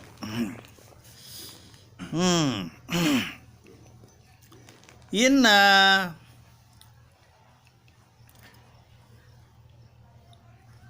ಅದಕ್ಕಿಲ್ಲಿ ಮತ್ತವರು ಅಲ್ಲ, ನೀವು ಬ್ರಹ್ಮದಲ್ಲಿ ಪ್ರಪಂಚ ಹೇಳ್ತೀರಿ, ಆ ಬ್ರಹ್ಮ ಹೇಗದಂದ್ರೆ ಅದು ನಿರ್ಗುಣವಾದ ಬ್ರಹ್ಮ, ಹೌದಿಲ್ಲ? ಬ್ರಹ್ಮ ನಿರ್ಗುಣ ಐತಿ. ನಿರ್ಗುಣವಾದಂಥ ಮತ್ತು ನಿರಾಕಾರವಾದಂಥ ಬ್ರಹ್ಮ. ನಿರ್ಗುಣ ನಿರಾಕಾರವಾದಂಥ ಬ್ರಹ್ಮದಲ್ಲಿ ಸಗುಣ ಸಾಕಾರವಾದ ಪ್ರಪಂಚ ಹೆಂಗೆ ತೋರ್ತದ? ಬ್ರಹ್ಮದಲ್ಲಿ ಪ್ರಪಂಚ ತೋರೈತೆ ಅಂತೀರಿ ನೀವು ವೇದಾಂತಿಗಳು. ಬ್ರಹ್ಮದಲ್ಲಿ ಪ್ರಪಂಚ ತೋರೈತೆ, ಅಧ್ಯಾಸ ಆಗೈತೆ ಅಂತ ಹೇಳ್ತೀರಿ. ಬ್ರಹ್ಮ ಹೆಂಗೈತಿ? ನಿರ್ಗುಣ ನಿರಾಕಾರ ಐತಿ. ಪ್ರಪಂಚ ಆಗೈತಿ ಸಗುಣ ಸಾಕಾರ ಐತಿ. ಹೀಗೆ ನಿರ್ಗುಣ ನಿರಾಕಾರವಾದ ಬ್ರಹ್ಮದಲ್ಲಿ ಸಗುಣ ಸಾಕಾರವಾದ ಈ ಪ್ರಪಂಚ ಹೇಗೆ ತೋರಿತು ಅಂತ ಪ್ರಶ್ನೆ ಮಾಡಿ ನಾವು. ಯಾರು ಮಾಡ್ಯಾರ? ನೀನು ಮಾಡಿ ಅಂತ ತಿಳ್ಕೊ. ಹೀಗೆ ಅದಕ್ಕಾಗಿ ಅವನ ಪ್ರಶ್ನೆಗೆ ಉತ್ತರ ಹೇಳೋ ಸಲುವಾಗಿ ಈಗ ಮತ್ತೆ 4ನೇ ದೃಷ್ಟಾಂತ ಕೊಡ್ತಾರೋ. ಏನು ಕೊಡ್ತಾರೋ? ಆಕಾಶ ವಿಷಯ ನೀಲತಾ ಪ್ರತೀತೋವೆ. ಆಕಾಶದಲ್ಲಿ ನೀಲತಾ ಪ್ರಕೃತಿ. ಈಗ ನೋಡ, ಮಾಡಿಬಿಟ್ಟು ಅಲ್ಲಿ ನೋಡ್ಲ ನೀಲಿ, ಹೌದಿಲ್ಲ?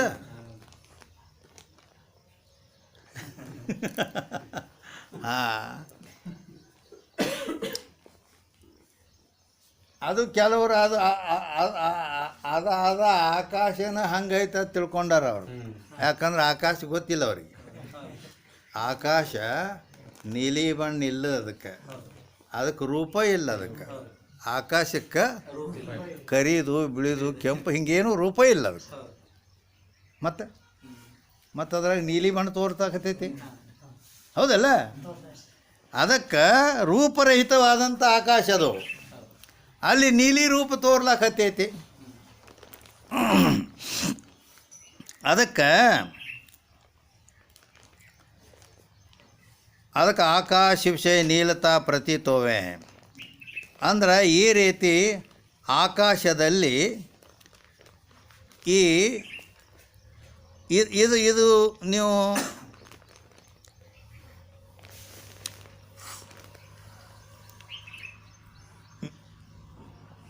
ಮೆಚ್ಚಿಂಗ್ ಮಾಡಿ ತೋರಿಸ್ರಂಗಾರ. ಇಲ್ಲಿ ಪ್ರಶ್ನೆ ಐತಿ, ನಿರ್ಗುಣವಾದ ಬ್ರಹ್ಮದಲ್ಲಿ ಸಗುಣವಾದ ಪ್ರಪಂಚ ತೋರೈತಿ ಅಂತ ಹೇಳ್ಯಾನಲ್ಲ. ಮತ್ತು ಇಲ್ಲಿ ಅವರು ಉದಾಹರಣೆ ಕೊಟ್ಟಾರ, ಆಕಾಶದಲ್ಲಿ ನೀಲತಾ ಪ್ರತೀತಿ ಆಗ್ತದ ಅಂತೇಳಿ. ಮೆಚ್ಚಿಂಗ್ ಆಕತಿ.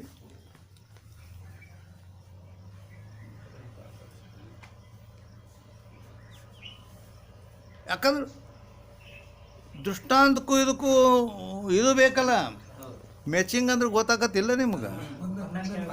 ಅದಕ್ಕೆ ಮತ್ತು ಅದಕ್ಕೆ ಹೊಂದಾಣಿಕೆ ಬೇಕಲ್ಲ. ಅದಕ್ಕೆ ಇದಕ್ಕೂ ಮತ್ತು ಇದಕ್ಕೂ ಹೆಂಗೆ ಮ್ಯಾಚಿಂಗ್, ಏನು ಸುದ್ದಿ, ಮತ್ತು ಹಿಂಗೆ ದೃಷ್ಟಾಂತ ಕೊಟ್ಟಾರ ಅಂದಮೇಲೆ ಅದ್ರದ್ದು ಏನಾರ ತಿಳ್ಕೋಬೇಕು. ಏನಾರ ಹೊಳಿತೈತೇನ? ಎಲ್ಲಿ ಹೊಳಿಬೇಕಲ್ಲ ಅದು. ಯಾಕಂದ್ರೆ ಅದರದ್ದು ಹಿನ್ನೆಲೆ ಅಷ್ಟು ಗೊತ್ತಿತ್ತಂದ್ರೆ ಹೊಳಿತೈತೆ. ಅದು ಪ್ರತಿಯೊಂದು ವಸ್ತುವಿನ ಸ್ವರೂಪ ಗೊತ್ತಿತ್ತಂದ್ರೆ ಹೊಳಿತೈತೆ. ಅಂದ್ರೆ ಏನಂದ್ರೆ ಇಲ್ಲಿ ನೀಲತಾ ಪ್ರತೀತಿ, ನೀಲಿ ಬಣ್ಣ ಏನೈತಲ್ಲ, ನೀಲಿ ಬಣ್ಣ ಗುಣ ಐತೆ. ಅದು ತಿಳಿತಾ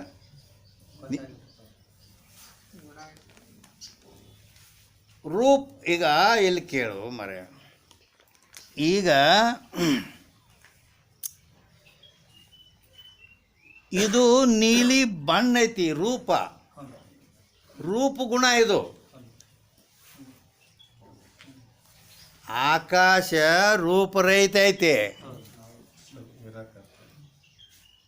ಅದೇ ಆಕಾರ ನಮ್ಮ ಆಕಾರ ಯಾವುದು ಆಕಾರ ಇಲ್ಲ ನಮ್ದು ಅದೇ ಹಿಂಗೆ ರೂಪ ಐತೆ ಅನ್ನೋದು ಹಿಂಗೆ ರೂಪ ಏನ್ರ ಕಾರ್ಗ ಕೆಂಪಗ ಬೆಳಗ ನೀರು ಹಿಂಗೆ ಐತೆ ಅನ್ನೋದು ಇಲ್ಲ ಶಾಸ್ತ್ರದ ಪ್ರಕಾರ ಆದರೂ ನೀಲ ರೂಪದರಲ್ಲಿ ಅಧ್ಯಾಸ ಆಗೈತಿ ಇಲ್ಲ ರೂಪರಹಿತದಲ್ಲಿ ಹೌದಲ್ಲ ಮತ್ತು ಇದು ಅಂದ್ರೆ ಹೇಳೋ ತಾತ್ಪರ್ಯ ಏನು ಇಲ್ಲ ಅಂದ್ರೆ ನೀಲತಾ ಅನ್ನೋದು ಏನೈತಲ್ಲ ಅದು ರೂಪ ಐತಿ ರೂಪ ಯಾವ್ದು ಇರ್ತೈತಿ ಇದು ಇವೆಲ್ಲ ಗುಣ ಅಂತಾರೆ ಅವಕ್ಕೆ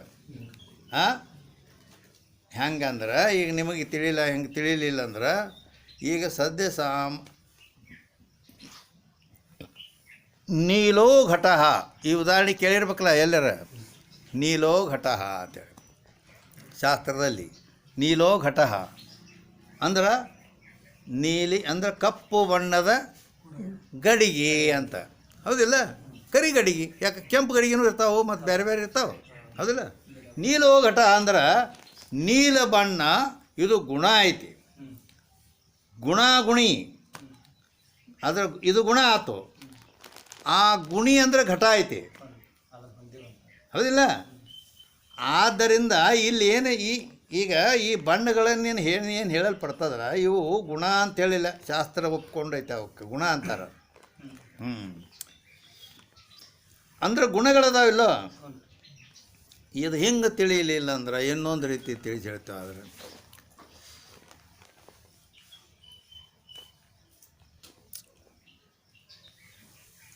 ಆಕಾಶದಲ್ಲಿ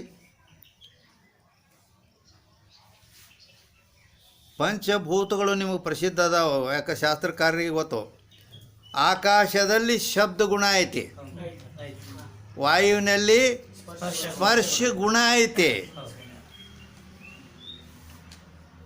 ಅಗ್ನಿಯಲ್ಲಿ ರೂಪ ಗುಣ ಇಲ್ಲಿ ಐತಿ ಆ ರೂಪ ಅದು ಹಸಿರು ಕೆಂಪು ನೀಲಿ ಹಿಂಗೆ ಬೆಳೆಯೋದು ಹಿಂಗೆಲ್ಲ ಹಾಂ ಅದಕ್ಕೆ ಗುಣ ಐತೆ ಅಂತ ಹೇಳೋದು ಸಿದ್ಧ ಮಾಡೋ ಸಲ ಎಷ್ಟು ತಿಳಿಸ್ಬೇಕಾಗ್ತದ ಹೌದಿಲ್ಲ ಇದು ಆಕಾಶದಲ್ಲಿ ಒಂದು ಶಬ್ದ ಗುಣ ವಾಯುವಿನಲ್ಲಿ ಸ್ಪರ್ಶ ಗುಣ ಅಗ್ನಿಯಲ್ಲಿ ರೂಪ ಗುಣ ಹೌದಲ್ಲ ಆದ್ದರಿಂದ ಯಾಕಂದ್ರೆ ರೂಪ ಅಗ್ನಿಯಿಂದ ಚಾಲು ಆಕತಿ ಅವು ಮ್ಯಾಲಿನೂ ಇಲ್ಲ ರೂಪ ಅದಕ್ಕೆ ರೂಪರಹಿತವಾಗಲ್ಪಟ್ಟಂಥ ಆಕಾಶದಲ್ಲಿ ಇದು ರೂಪ ಐತಿಲ್ಲ ಅದಕ್ಕೆ ಅಲ್ಲಿ ಏನು ಹೇಳ್ತಾರೋ ಅಂದ್ರೆ ಏನು ಹೇಳಕತ್ತೈತಿ ಅಂದ್ರೆ ಅದು ಎರಡೂ ರೀತಿಯಿಂದ ನಿರ್ಗುಣ ನಿರಾಕಾರವಾದ ಬ್ರಹ್ಮದಲ್ಲಿ ಪ್ರಶ್ನೆ ಏನು ಮಾಡ್ಯಾನ ನಿರ್ಗುಣ ನಿರಾಕಾರ ಬ್ರಹ್ಮ ಹೆಂಗೈತಿ ನಿರ್ಗುಣ ಐತಿ ನಿರಾಕಾರ ಐತಿ ಅಂಥ ಬ್ರಹ್ಮದಲ್ಲಿ ಈ ಸಗುಣ ಮತ್ತು ಸಾಕಾರವಾದಂಥ ಪ್ರಪಂಚ ತೋರೈತಿ ಅದು ಹೆಂಗೆ ತೋರಿತು ಅದು ಕೇಳಿದ್ದವು ಅದಕ್ಕೆ ಉತ್ತರ ಇಲ್ಲಿ ಹೇಳ್ಯಾರ ಏನು ಆಕಾಶದಲ್ಲಿ ನೀಲ ಬಣ್ಣದಂತೆ ಅಂತ ಹೇಳಿದ್ರು ಹಂಗಂದ್ರೆ ಅದಕ್ಕೆ ಮೆಚ್ಚಿಂಗ್ ಏನಾರ ಮಾಡ್ಲಿಕ್ಕೆ ಬರ್ತೈತೆ ಅನ್ನೋದು ನಾ ಕೇಳಿದ್ದೆ ನಿಮ್ಮನ್ನು ಅಂದರೆ ಈ ರೀತಿ ಅದರ ಸ್ವರೂಪ ಇವೆಲ್ಲ ಗುಣ ಅಂದರೆ ಹೆಂಗೆ ಏನು ಅನ್ನೋದು ಇದೆಯಲ್ಲ ಅದಕ್ಕೆ ಅಲ್ಲಿ ನಿರ್ಗುಣ ನಿರಾಕಾರ ಅಂತ ಬ್ರಹ್ಮಕ್ಕೆ ಹೇಳಿದ್ದಾವ ನಿರ್ಗುಣ ಅಂತಂದ್ರೆ ಮತ್ತು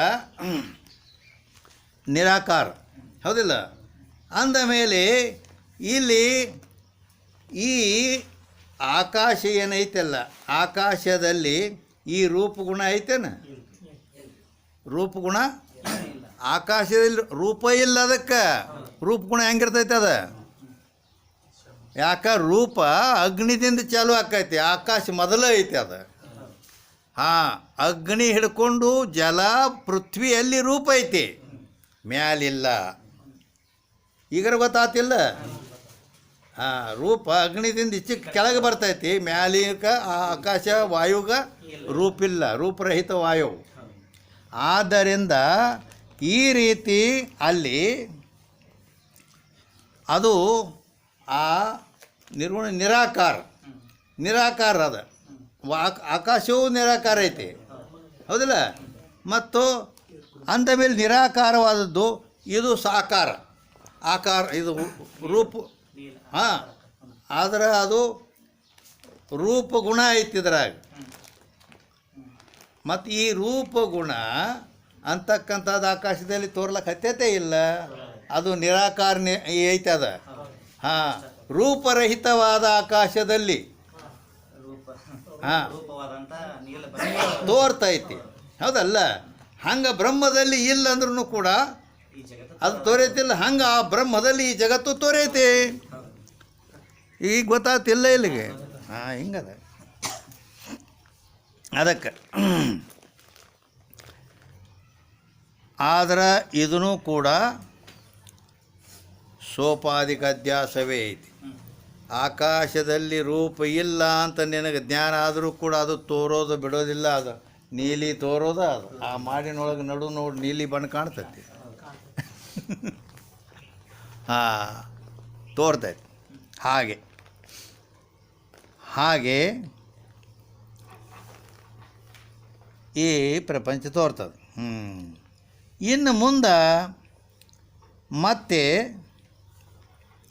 ಪ್ರಶ್ನೆ ಮಾಡ್ತಾನವ, ಅಚಲವಾದ ಬ್ರಹ್ಮದಲ್ಲಿ, ಬ್ರಹ್ಮ ಹೆಂಗೈತಿ? ಅಚಲ ಐತಿ, ಚಲನವಲ್ನ ಇಲ್ಲದ.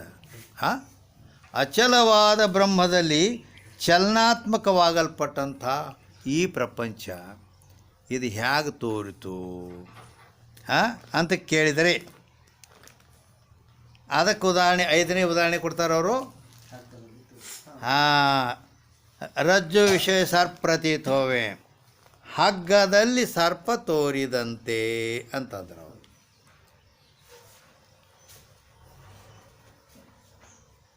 ಹಗ್ಗ ಹೇಗದ? ಅಚಲ, ಸುಮ್ಮ ಬೀಳೋದದ, ಅದಕ್ಕೇನು ಚಲನವಲನ ಏನಿಲ್ಲ, ಹೌದಲ್ಲ?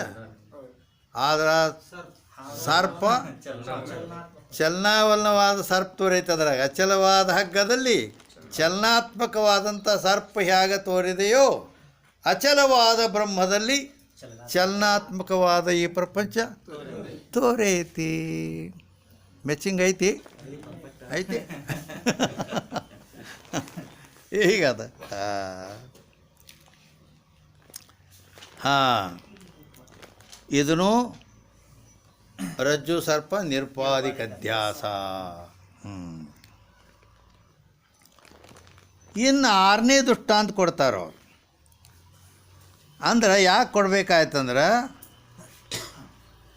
ಬ್ರಹ್ಮ ಸಚ್ಚಿದಾನಂದ ಸ್ವರೂಪ ಐತಿ. ಬ್ರಹ್ಮ ಹೆಂಗೈತಿ? ಸಚ್ಚಿದಾನಂದ ಸ್ವರೂಪ ಐತಿ ಬ್ರಹ್ಮ. ಆದರೆ ಜಗತ್ತು ಅಸಜ್ಜಡ ದುಃಖರೂಪವಾದ ಈ ಪ್ರಪಂಚ ಜಗತ್ತೈತಿ. ಇದು ವಿರುದ್ಧ ಧರ್ಮ ಐತಿ, ಹೌದಲ್ಲ? ಆ ಬ್ರಹ್ಮ ಸುಖರೂಪ ಇದ್ರೆ, ಅಸತ್ತಿದ್ರೆ ಇದು ಅಸತ್ ಐತಿ. ಅದು ಜ್ಞಾನ ಸ್ವರೂಪ ಇದ್ರೆ ಜಡ ಐತಿ. ಇದು ಅದು ಆನಂದ ಸ್ವರೂಪ ಐತಿ, ಇದು ದುಃಖ ರೂಪ ಐತಿ. ಹಿಂಗೆ ವಿರುದ್ಧ ಐತಿ. ಇದು ವಿರುದ್ಧವಾದಂಥ ಈ ಜಗತ್ತು ಅಂದ್ರೆ ಬ್ರಹ್ಮ ಸತ್ ಚಿತ್ತ ಆನಂದ ಸ್ವರೂಪವಾದ ಬ್ರಹ್ಮದಲ್ಲಿ ಅಸತ್ ಜಡ ದುಃಖ ರೂಪವಾದಂಥ ಈ ವಿರುದ್ಧ ಧರ್ಮವುಳ್ಳಂಥ ಜಗತ್ತು ಆ ಬ್ರಹ್ಮದಲ್ಲಿ ಹೇಗೆ ತೋರಿತು ಅಂತವ ಶಂಕ ಮಾಡಿದ. ಆವಾಗ ಅವ್ರೇನು ಮಾಡ್ತಾರೆ? 6ನೇ ದೃಷ್ಟಾಂತ ಕೊಡ್ತಾರೆ ಅವರು. ಜಲ ವಿಷಯ ಅಧೋಮುಖ ಪುರುಷ ವೃಕ್ಷ ಪ್ರತೀತೋವೆ. ಅಂದರೆ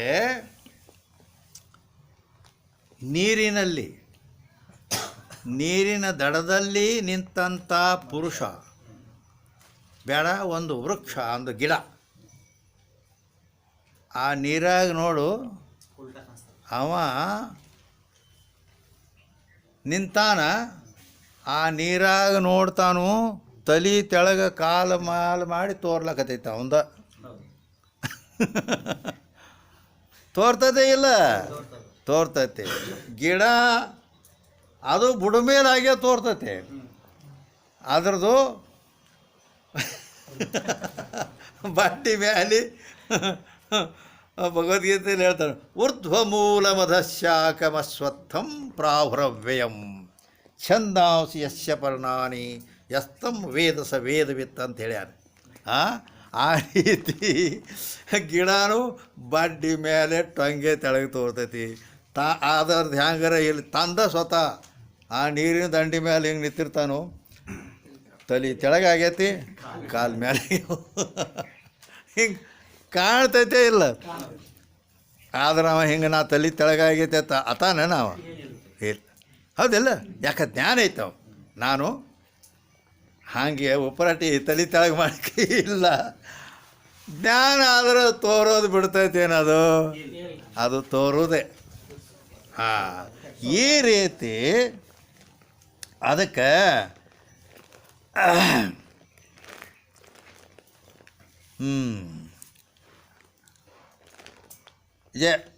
ಜಲ ವಿಷಯ ಅಧೋಮುಖ ಪ್ರತೀತ್ ಮತ್ತು ವೃಕ್ಷ ಪ್ರತೀತವೇ ಅಂದ್ರೆ ಇಲ್ಲಿ ವಿಪರೀತವಾಗಿ ತೋರ್ತೈತೆ ಇಲ್ಲ.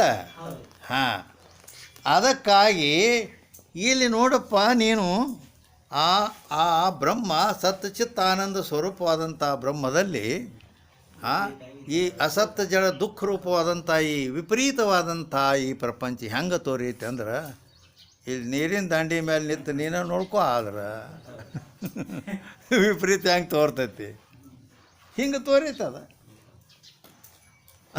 ಅದಕ್ಕೆ ಅದು 6ನೇ ದೃಷ್ಟಾಂತ. ಜಲ ವಿಷಯ ಅಧೋಮುಖ ಪುರುಷವ ವೃಕ್ಷ ಪ್ರತೀತೋವೆ ಅಂತ ಹೇಳ್ಯಾರ.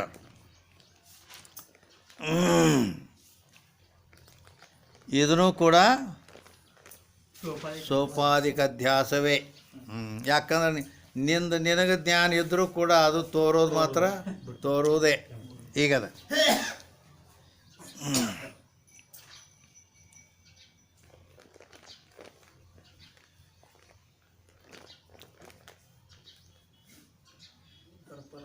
ಹಾಂ, ಅದನ್ನ ಯಾಕೆ ಕೊಟ್ರು ಗೊತ್ತೈತೇನ?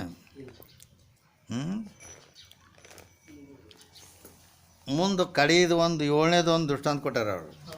ಹಾಂ, ಅಂದ್ರೆ ಇಲ್ಲಿ ಅವ ಏನು ಕೇಳಿದ, ಈಗ ನೀವು ಈಗ ಈ ಜಲದಲ್ಲಿ ಅಧೋಮುಖ ಪುರುಷಂದು ಉದಾಹರಣೆ ಕೊಟ್ರಿ. ನೀರಿನ ದಂಡೆಯಲ್ಲಿ ಅವ ತಲೆ ತೆಳಗ ಕಾಲು ಮಾಲೆ ಮಾಡಿ ಹಿಂಗೆ ವಿಪರೀತ ಆದದಕ್ಕೆ ಇದು ನೀವು ಉದಾಹರಣೆ ಕೊಟ್ಟಿರಿ. ಆದ್ರೆ ಆ ನೀರಿನ ದಂಡಿ ಮ್ಯಾಗ ನಿಂತಾಗ ಅದ ಕಾಣ್ತೈತೆ. ಅದು ಅವ್ನು ದೂರ ಸರ್ತ ಆ ಕಡೆ ಹೋಗಿ ನಿಂದಿರಲಿ, ಕಾಣ್ತೈತೇನ ಅದ?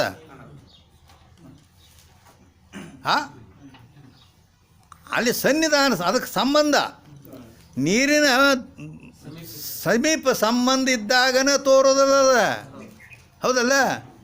ಮತ್ತು ಅಂದ ಮೇಲೆ ಮತ್ತು ಅದು ಸಂಬಂಧ ಐತೆ ಅಂತ ಹೇಳಿಕೆ ಅಲ್ಲಿ ತೋರ್ತೈತೆ. ಅದು ಸಮೀಪದ ಸಂಬಂಧ ಐತೆ ಅಲ್ಲಿ. ಮತ್ತು ಈಗ ಅದೇ ದೂರ ಇದ್ಬಿಟ್ರೆ ತೋರಂಗಿಲ್ಲ ಅದು ಹಂಗೆ. ಆದ್ರೆ ಇಲ್ಲಿ ಬ್ರಹ್ಮ ಹೇಗದ ಅಂತ ಕೇಳಿದರೆ ಅಸಂಗವಿದೆ ಬ್ರಹ್ಮ. ಇಲ್ಲಿ ಯಾವ ಸಂಬಂಧ ಇಲ್ಲ. ಅಸಂಗೋ ಹೇಯಂ ಪುರುಷ ಅಂತ ಬೃಹದಾರಣ್ಯಕ ಉಪನಿಷತ್ತಿನಲ್ಲಿ ಹೇಳ್ತದೆ. ಅದಕ್ಕೆ ಅಸಂಗವಾದಂಥ ಈ ಬ್ರಹ್ಮ, ಯಾವುದರ ಸಂಘ ಸಂಬಂಧ ಏನೂ ಇಲ್ಲ ಇದಕ್ಕೆ. ಮತ್ತು ಅದರಲ್ಲಿ ಜಗತ್ತು ಹೆಂಗೆ ತೋರಿತಪ್ಪ ಅಂದಾಗ ಅಲ್ಲಿ ಮುಂದೆ 7ನೇ ದೃಷ್ಟಾಂತ ಕೊಡ್ತಾರೆ ಅವರು. ಅದು ಹೆಂಗೆ ತೋರಿತಂದ್ರೆ ಕೇಳಂಗಾರ ಆತಾರ. ಏನು? ದರ್ಪಣ ವಿಷಯ ನಗರಿ ಪ್ರತೀತೋವೆ. ಅಂದರೆ ಈಗೊಂದು ರೋಡ್ ಮೇಲೆ ಅವು ಒಂದೊಂದು ಕೆಲವೊಂದು ಅಂಗಡಿಗಳು ಇರ್ತಾವೆ. ಅಲ್ಲಿ ಕನ್ನಡಿ ಹಚ್ಚಿರ್ತಾರೆ ಅವರು ಅಂಗಡಿಯಾಗ, ಅಥವಾ ಕಷ್ಟ ಮಾಡೋ ಅಂಗಡಿಯಾಗ ಅದು ಹಚ್ಚೇ ಇರ್ತಾರೆ ಅವರು. ಆ ಕನ್ನಡಿಯರ ಸಾಣದೈತಿ, ಮುಂದೆ ಬಸ್ ಹೋಗ್ತಿರ್ತೈತಿ, ಜನ ಜಾತ್ರೆ ಹೋಗ್ತಿರ್ತೈತಿ, ಎಲ್ಲ ತೋರ್ತೈತಿಲ್ಲ ಅದ್ರಾಗ. ಹಾಂ, ಹೌದಿಲ್ಲ? ಹಾಂ, ಮತ್ತು ಅದಕ್ಕೆ ಈ ರೀತಿಯಲ್ಲಿ ಅಲ್ಲಿ ಏನು ಹಚ್ಚಾವನಿ ದೂರ ಇದ್ರೆ ಇದು ತೋರುವುದಿಲ್ಲ, ಸಮೀಪ ಐತೆ ಅಂತ ತೋರೈತಿ. ಹಾಂ, ಅದ ಮನುಷ್ಯ ದೂರ ಆದ್ರೆ ತೋರುವುದಿಲ್ಲ, ಮತ್ತು ಅದರ ಇದು ಸಮೀಪದ ಸಂಬಂಧ ಐತಿ ಅಲ್ಲಿ ಅಂತ ಹೇಳಿದರೆ, ಎಲ್ಲಿ ಸಂಬಂಧ ಇಲ್ಲ, ಸೂತ್ಕಿಲ್ಲ, ಕಾಟ ದೂರ ಇದ್ದದ್ದು ತೋರ್ತೈತಿದ್ರಾಗ. ಹೌದಿಲ್ಲ? ಮುಂದೆ ಎಷ್ಟು ಅವು ಬಿಲ್ಡಿಂಗ್ ಅದಾವು, ಏನದಾವು, ಆ ಗುಡ್ಡು ಸಹಿತ ತೋರ್ತೈತೆ ಅಲ್ಲಿ ಇದ್ದದ್ದು. ಹಾಂ, ಸಂಬಂಧ ಎಲ್ಲೈತಿ? ಹಾಂ, ಸಂಬಂಧ ಇರದಿದ್ರೂ ಕೂಡ ತೋರುತ್ತದೆ. ಸಂಬಂಧ ಇದ್ದಾಗ ತೋರ್ತೈತೆ, ತಿಂಗೇನಿಲ್ಲ ಅಂಥೇಳಿ ಅದಕ್ಕೆ ಕಡೆ ದೃಷ್ಟಾಂತ ಯಾವ್ದು ಕೊಟ್ಟರು? ದರ್ಪಣದಲ್ಲಿ ನಗರಿ.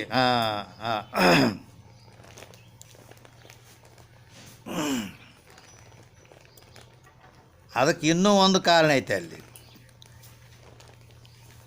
ವಿಚಾರ ಚಂದ್ರೋದಯದ ರೀತಿಯಲ್ಲೇನ ಮಾಯಾ ಅನ್ನೋದು ಏನೈತಲ್ಲ, ಮಾಯೆ ಬಗ್ಗೆ ವಿಚಾರ ಚಂದ್ರೋದಯಲ್ಲಿ ಏನು ಹೇಳ್ಯಾರಂದ್ರೆ, ಶರೀರ ವಿಷಯ ತಿಲ್ಕಿ ನ್ಯಾಯ ಅಂತ ಹೇಳ್ಯಾರ. ಒಂದು ಈ ಶರೀರದಲ್ಲಿ, ದೊಡ್ಡ ಶರೀರದಲ್ಲಿ ತಿಲ್ ಅಂದ್ರೆ ಇಲ್ಲಿ ನನ್ನ ಕೈಯಾಗ ಒಂದು ಇಟ್ಟು ಸಣ್ಣದು ಒಂದು ಏನೋ ಆತಾರೆ ಇದಕ್ಕೆ. ಹಾಂ, ಗೆಳತಿ ಥರದ್ದು ಕೇಳಲ್ಲಿ. ಇಲ್ಲಿ ಒಂದು ಕಪ್ ಐತಲ್ಲ, ಇಲ್ಲಿ ಸಣ್ಣದ ಬೇಡ, ಇಲ್ಲಿ ಐತೆ ನೋಡಿ, ಇಲ್ಲಿ ಹೆವಿ ಬಟ್ಟೆ ಮೇಲೆ ಇಲ್ಲಿ. ಹೌದಾ? ಇದು ಎಷ್ಟೈತಲ್ಲ, ಶರೀರ ಇಟ್ಟು ದೊಡ್ಡದೈತೆ. ಇದು ಎಷ್ಟು ಒಂದು ಸಾಸಿವೆ ಕಾಳು ಎಟ್ಟೈತಿ ಹೇಳ, ಹೇಳ ನಿನ್ನ ಇದರ ಪ್ರಕಾರ ಹೇಳಿ. ಆ ಎಳ್ಳಿನಷ್ಟ ಸಣ್ಣದು ಶರೀರ ಇಷ್ಟೈತಿ. ಅದು ಮಾಯಾ ಬ್ರಹ್ಮದಲ್ಲಿ ಈ ಶರೀರದಲ್ಲಿ ಹೆಂಗೆ ಒಂದು ಈ ಎಳ್ಳಿನ ಕಾಳಿನಷ್ಟ ಹೆಂಗೆ ಈ ಕಲೆ ಐತೆವೋ, ಕಪ್ಪು ಕಲೆ, ಹಂಗೆ ಬ್ರಹ್ಮದಲ್ಲಿ ಅದಷ್ಟೇ ಐತಿ ಮಾಯಾ. ಅಂದ ಮೇಲೆ ಅದು ಅಷ್ಟ ಸಣ್ಣದಿದ್ದ ಮಾಯೆಯಲ್ಲಿ ಈ ಅಪಾರವಾದಂಥ ಈ ಬ್ರಹ್ಮಾಂಡ, ಈ ಜಗತ್ತು, ಇದು ಹೆಂಗೆ ತೋರಿತು ಆತ ಕೇಳಿದವ. ಹೌದಿಲ್ಲ? ಈ ಬ್ರಹ್ಮಾಂಡ ಅಂದ್ರೆ ಏನು ಸಣ್ಣದೈತೆ, ಕಮ್ಮೈತೆ? ಇಂಥ ಬ್ರಹ್ಮಾಂಡ ಇದು ಎಲ್ಲ ಬ್ರಹ್ಮಾಂಡ ಅಂದ್ರೆ ನೀ ಎಲ್ಲ ಹಿಡ್ಕೊ, ಇಲ್ಲದು ಎಲ್ಲ ಹಿಡ್ಕೊ ಅಂದ್ರೇನು? ನೀ ಬರೀ ಜಮ್ಕಂಡಿ ಅಟ್ಟ ಹಿಡ್ಕೊಂಡು ಇಡೀ ಕರ್ನಾಟಕ ಅಟ್ಟ ಅಲ್ಲ, ಈ ಭಾರತ ಅಟ್ಟ ಅಲ್ಲ, ಇಡೀ ಅಮೇರಿಕಾ ನನ್ನ ಹಿಡ್ಕೊಡಿ, ಎಲ್ಲ ಸಂಪೂರ್ಣ ಎಷ್ಟು ದೇಶಗಳದಾವು ಇವು ಎಲ್ಲ ಇಟ್ಟ ಅಲ್ಲ, ಆ ಸ್ವರ್ಗ ಮರ್ತ್ಯ ಪಾತಾಳ ಹಿಡ್ಕೊಂಡು 3 ಲೋಕಗಳನ್ನೆಲ್ಲ ತೊಗೊಂಬಿಡ, ಆವಾಗಿದೆಲ್ಲ ಬ್ರಹ್ಮಾಂಡ ಆಕೈತಿ ಒಂದು. ಹಾಂ, ಇಷ್ಟು ದೊಡ್ಡದು ಇದು ಮಾಯಾರ. ಆದ್ರೆ ಇಂಥ ದೊಡ್ಡ ಬ್ರಹ್ಮಾಂಡ ಅಷ್ಟು ಸಣ್ಣದ ಇಟ್ಟು ಹೆಂಗೆ ದೊಡ್ಡದು ತೋರಿತಿದು ಅಂತ ಕೇಳಿದರೆ, ಯಾಕ ಅದು ಮಾಯಾಕಾರ ಐತಿಲ್ಲ ಅದು, ಹೌದಲ್ಲ? ಅಂದಾಗ ಅದಕ್ಕೆ ಅವ್ರೇನು ಹೇಳಿದ್ರು ಇಲ್ಲಿ, ದರ್ಪಣದಲ್ಲಿ ಆ ನಗರ ಅಂದ್ರೆ ಒಂದು ಇಡೀ ಒಂದು ಪಟ್ಟಣ.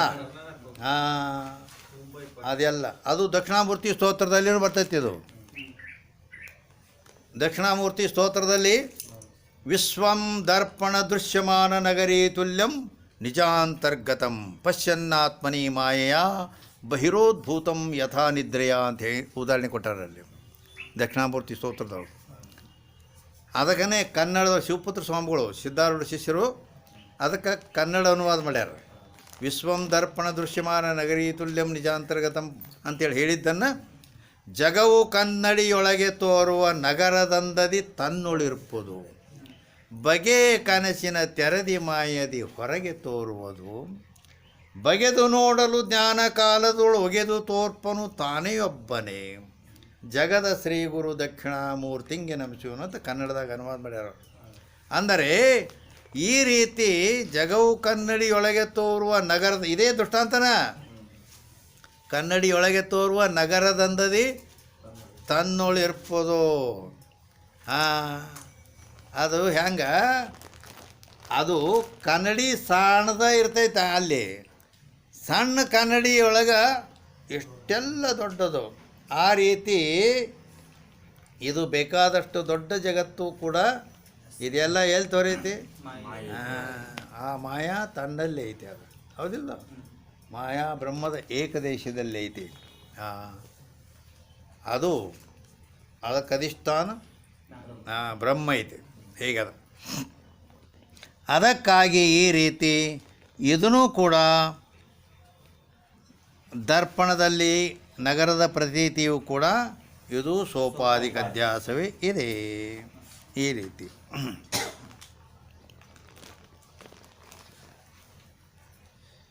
ಈ ರೀತಿ ಇಲ್ಲಿಯವರೆಗೆ ಏನದಾವಲ್ಲ, ಪ್ರತೀತೋವೆ ಸೋ ಮಿಥ್ಯ ಕಡೆಗೆ ಹೇಳಿದರು. ಇಲ್ಲಿ ತನಕ ಇಷ್ಟೆಲ್ಲ ದೃಷ್ಟಾಂತೇನು ಕೊಟ್ಟೇವಿ. ಇವು ಹೇಗೆ ತೋರಿದಾಗೆ ಆದರೂ ಮಿಥ್ಯವೋ? ಮಿಥ್ಯ ಸೋ ಮಿಥ್ಯ ಮಿಥ್ಯ ಅಂತ ಐತಿಲ್ಲ ನಿಮ್ಮಲ್ಲಿ? ಮಿಥ್ಯ. ಮಿಥ್ಯ ಅಂದರೆ ಏನು ಗೊತ್ತಾ? ಮಿಥ್ಯ ಅಂದ್ರೆ ಅದರ ಲಕ್ಷಣ ಏನು ಅಂತ ಕೇಳಿದೆ ನಾನು. ಯಾವ್ದು ತೋರ್ತೈತೋ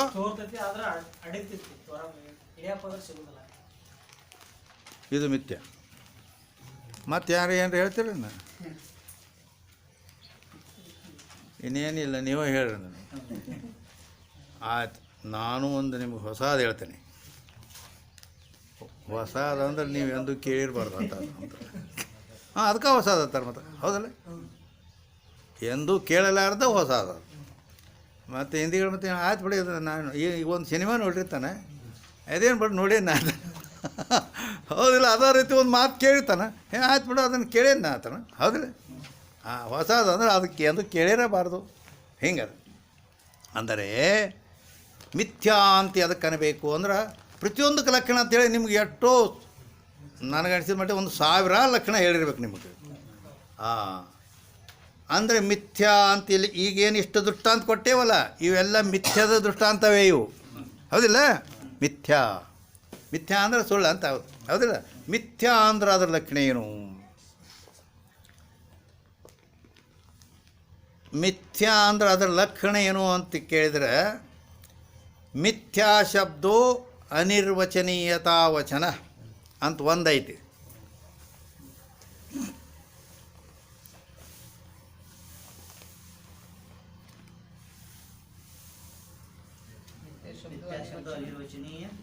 ಮಿಥ್ಯಾ ಶಬ್ದೋ ಅನಿರ್ವಚನೀಯತಾ ವಚನ ಅಂದ್ರೆ ಅನಿರ್ವಚನೀಯ ಅಂದ್ರೂ ಅದ, ಮತ್ತು ಅನಿರ್ವಚನೀಯಕ್ಕೂ ಮಿಥ್ಯಾಕಾಯ ಐತಿ, ಹಿಂಗೂ ಐತಿ.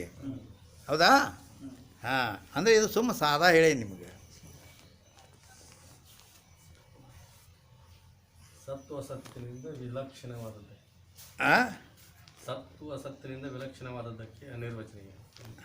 ಅದು ಅನಿರ್ವಚನೀಯ ಲಕ್ಷಣ. ಅದು ಸತ್ತ ಅಸತ್ತಕ್ಕಿಂತ ವಿಲಕ್ಷಣವಾದದ್ದಂದ್ರೆ ಏನು ಗೊತ್ತಾ?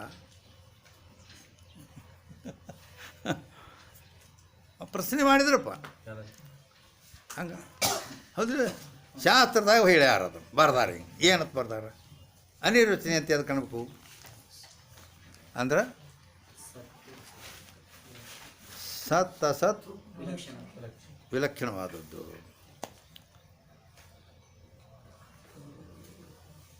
ಅಂದ್ರೆ ಈಗ ಸತ್ತ ಅಂದ್ರೆ ಸತ್ ಅಲ್ಲ ಅಂತ ಅಂದ ತಿಳ್ಕೊ. ಸತ್ ಅಲ್ಲ. ಹೌದಿಲ್ಲ? ಹಿಂಗೆ ಅನ್ಬೇಕಲ್ಲ. ಸತ್ ಐತೆ ಅನ್ನೋದು ಅಲ್ಲ, ಸತ್ ಅಲ್ಲ. ಸದ್ವಿಲಕ್ಷಣ ಹಿಂಗೈತೆ ಅದು ಶಬ್ದ. ಸತ್ ಅಸತ್ ವಿಲಕ್ಷಣ. ಸತ್ ಅಲ್ಲ. ಸತ್ ಅಲ್ಲ ಅಂದ ಕೂಡಲೇ ಹಂಗಾರೆ ಅಸತ್ ಇರಬೇಕು. ಹೌದಿಲ್ಲ?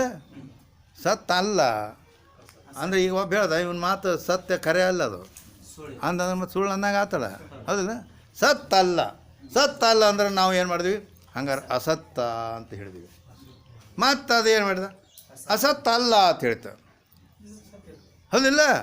ಅದ್ರಾಗ ಹಂಗೈತದ ಶಬ್ದ. ಸತ್ತಲ್ಲ ಸತ್ತಲ್ಲ ಹಂಗಾರೆ ಅಸತ್ತಿನ ಕಡೆಗೆ ಹೋಗ್ಬಿಟ್ಟಿವಿ. ಅಸತ್ ಇರ್ಬೇಕಂತೇಳಿ ಮತ್ತು ಅಸತ್ತಲ್ಲ ಅಂತ ಹೇಳ್ತಾರೆ.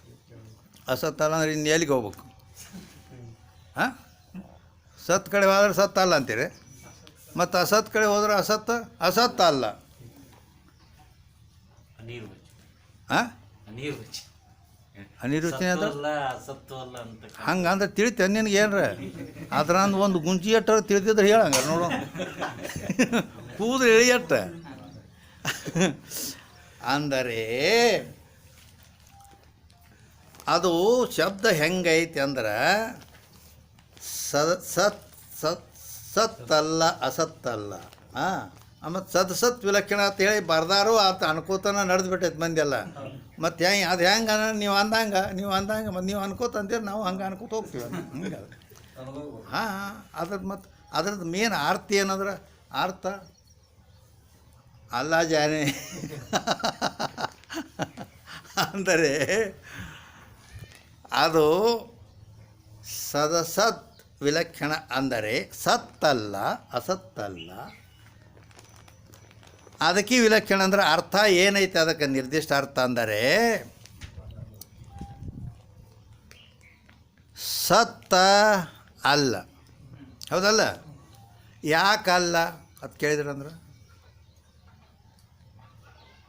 ಯಾಕಲ್ಲ ಅಂದ್ರೆ ಅದು ನಿಮ್ಗೆ ಗೊತ್ತಿರ್ಬೇಕಂತ ಹಿಂಗೇನಲ್ಲ. ಸತ್ ಯಾಕಲ್ಲ ಅಂದ್ರೆ ಯಾವುದು ಸತ್ ಇರ್ತೈತಿ ಅದು ತ್ರಿಕಾಲ ಬಾಧ್ಯ ಇರ್ತೈತಿ. ಇದರ ಗೊತ್ತೈತಿ ನಿಮಗೆ. ಸತ್ ಅಂತ ಯಾವುದಕ್ಕೆ ಅಂತೀವಿ ನಾವು, ಅದು ತ್ರಿಕಾಲ ಬಾಧ್ಯ. ಮೂರು ಕಾಲದಲ್ಲಿ ಯಾವುದಕ್ಕೆ ಬಾಧ ಇಲ್ಲೋ ಅದು ಸತ್ತ ಅಂತ ಹೇಳಲ್ಪಟ್ಟೈತಿ ಶಾಸ್ತ್ರದ. ಹೌದು, ಇದು ಗೊತ್ತೈತಿ ನಿಮಗೆಲ್ಲ, ಹೌದಿಲ್ಲ? ಹಾಂ, ತ್ರಿಕಾಲ ಬಾಧ್ಯಕ್ಕೆ ಸತ್ ಅಂತಾರೆ. ಇಂಥ ಸತ್ ಅಲ್ಲದು ಅಂತ ಹೇಳ್ತಾರೆ. ಗೊತ್ತಾಯ್ತು? ಹಾಂ, ಯಾಕಂದ್ರೆ ಇಲ್ಲಿ ಇದು ಸತ್ ಅಂದ್ರೆ ಯಾವುದರಿಂದಲೂ ಬಾಧಿಸೋದಿಲ್ಲ. ಅದು ಸತ್ತೇನೈತಲ್ಲ ಪಾರಮಾರ್ಥಿಕ ಸತ್ತು ಅದೇ ಐತಲ್ಲ, ಈಗ ತ್ರಿಕಾಲ ಬಾಧ್ಯಕ್ಕೆ ಸತ್ ಅಂತಾರೆ. ಇಂಥ ಸತ್ ಅಲ್ಲ ಅಂದ್ರೆ ಮತ್ತೇನು? ಅಸತ್ ಅಲ್ಲ ಅಂದ್ರೆ ಅಸತ್ ಕಡೆ ಬಂದ, ಅಸತ್ ಕಡೆ ಹೋದೆ ಅಂದ್ರೆ ಮತ್ತೆ ಅಸತ್ ಅಲ್ಲ ಆತೈತೆ ಅಲ್ಲಿ. ಅಸತ್ ಅಲ್ಲ ಅಂದ್ರೆ ಮತ್ತಿನ್ನು ಇದು ಅಡ್ಡು ಬಿಟ್ಟು ಮತ್ತೆ ಎಲ್ಲಿಗೆ ಹೋಗ್ಬೇಕಿನ್ನು? ಎಲ್ಲಿ ಹಾದಿನೇ ಇಲ್ಲ. ಮತ್ತೆ ಹೆಂಗೆ ಇರೋದು ಅಡ್ಡ ಹಾದಿ, ಈ ಕಡೆ ಒಂದು ಈ ಕಡೆ ಒಂದು. ಹೌದಲ್ಲ? ಅಂದ್ರೆ ಇಲ್ಲಿ ಅರ್ಥ ಏನು ಮಾಡ್ಬೇಕು ಇದಕ್ಕಂದ್ರೆ ಸತ್ ಅಲ್ಲ ಅಂತಂದಾಗ ಶಾಸ್ತ್ರ ಏನು ಹೇಳೈತಿ ನಿರ್ದಿಷ್ಟ ಅದಕ್ಕೆ.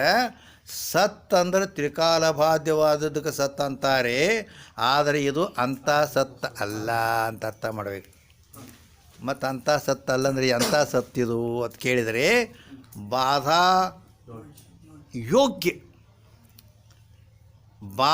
ಯೋಗ್ಯವಾದದ್ದು ಅರ್ಥ ಬಾಧಾ ಹೊಂದಲಾರದ್ದು ಅಂತೇನು ಅರ್ಥ, ಅದು ಸತ್ತೈತೆ, ಅದು ಪಾರಮಾರ್ಥಿಕ ಸತ್ತ.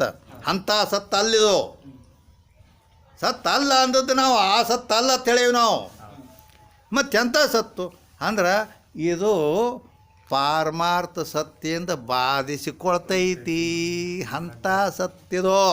ಅದಕ್ಕೆ ಬಾಧಾ ಯೋಗ್ಯ ಅಂತ ಅರ್ಥ ಅದಕ್ಕೆ. ಇನ್ನು ಅಸತ್ ಅಲ್ಲ ಅಂತ ಹೇಳಿದ್ರಲ್ಲ, ಅಸತ್ ಅಂದ್ರೆ ಅಸತ್ ಗೊತ್ತೈತೆ ನಿಮಗೆ?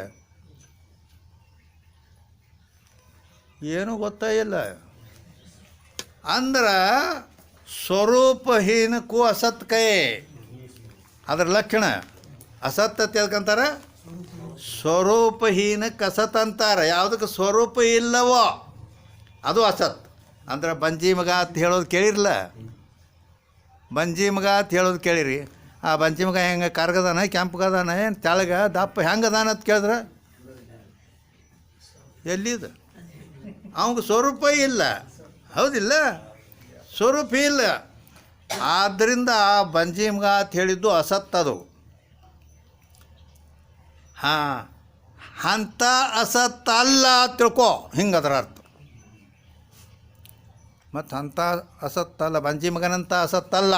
ಮತ್ತು ಅಂಥದ್ದು ಅದು ಸ್ವರೂಪ ರಹಿತ ಐತೆ, ಸ್ವರೂಪ ಇಲ್ಲದೈತೆ. ಅದು ಬಂಜಿ ಮಗ ಸ್ವರೂಪ ಉಳ್ಳದ ತಿಳ್ಕೊ. ನಾ ಹೇಳೋದು ತಿಳ್ತೀನಿ ನಿಮ್ಗೆ. ಸತ್ತಲ್ಲ ಅಸತ್ತಲ್ಲ ಅದು ಹಿಂಗೇನು ಹೇಳ್ತೈತಲ್ಲ, ಸತ್ತಲ್ಲ ಅಂದ್ರೆ ಪಾರಮಾರ್ಥಿಕ ಸತ್ತ ತ್ರಿಕಾಲ ಬಾಧ್ಯ ಐತೆ. ಅದು ಮೂರು ಕಾಲದಲ್ಲಿ ಯಾವುದರಿಂದಲೂ ಬಾಧ ಆಗಲಾರ್ದಕ್ಕೆ ಪಾರಮಾರ್ಥಿಕ ಸತ್ ಅಂತಾರೆ. ಅಂಥ ಸತ್ತಿದಲ್ಲ ಅಂತ ಹೇಳೋ ತಾತ್ಪರ್ಯ. ಅಲ್ಲಂದ್ರೆ ಮತ್ತು ಎಂಥ ಅದು ಬಾಧ ಹೊಂದೋದಿಲ್ಲ, ಇದು ಬಾಧ ಹೊಂದತೈತಿ ಅಂದ್ರೆ ಅಂಥದ್ದಲ್ಲ. ಅದಕ್ಕೆ ಅಲ್ಲ ಅಂದದ್ದು ಹಿಂಗೈತೆ ಅದರ ಅರ್ಥ. ಮತ್ತು ಇದು ಸತ್ತಲ್ಲ ಅಂದದ್ದು ಅರ್ಥ ಹೇಳಿದೀವಿ ನಾವು. ಅಸತ್ತಲ್ಲ ಅಂದ್ರಲ್ಲ, ಹೌದಿಲ್ಲ? ಸದಸತ್ ವಿಲಕ್ಷಣ ಅಂತ ಹೇಳೋ ಮಾತು ಬಿಡಿಸ್ಲಾಗತ್ತೆ. ನೀವು ಹೇಳ್ದೆ ಅಸತ್ತಲ್ಲ. ಅಸತ್ ಅಂದ್ರೆ ಹೆಂಗಂತದಪ್ಪ ಅಂದ್ರೆ ಸ್ವರೂಪಹೀನಕ್ಕೂ ಅಸತ್ ಅದರ ಲಕ್ಷಣ. ಸ್ವರೂಪಹೀನ ಅಂದ್ರೆ ಏನು ಅಂದ್ರೆ ಬಂಜಿ ಮಗ ತಿಂಗ್ ದೃಷ್ಟಾಂತ ಕೊಟ್ಟಾಗ ಗೊತ್ತಾಗತ್ತೆ ಅದು, ಹೌದಲ್ಲ? ಬಂಜಿ ಮಗ ಅದು ಸ್ವರೂಪ ಹೀನ ಅಂದ್ರೆ ಇಲ್ಲ, ಅದಕ್ಕೆ ಅಸತ್ ಅಂತಾರು. ಅಂಥ ಅಸತ್ ಅಲ್ಲಿದು.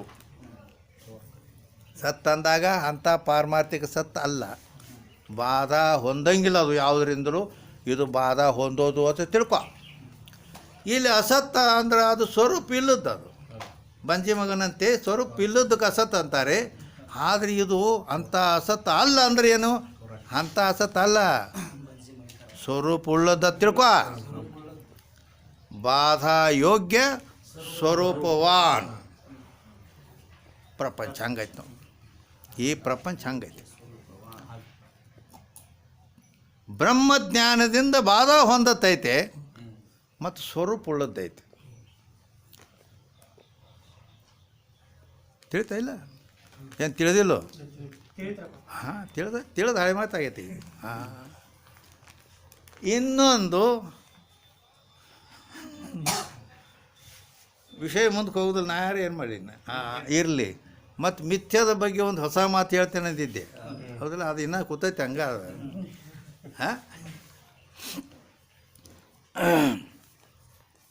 ಹಾಂ ಕೇಳ್ರಿ.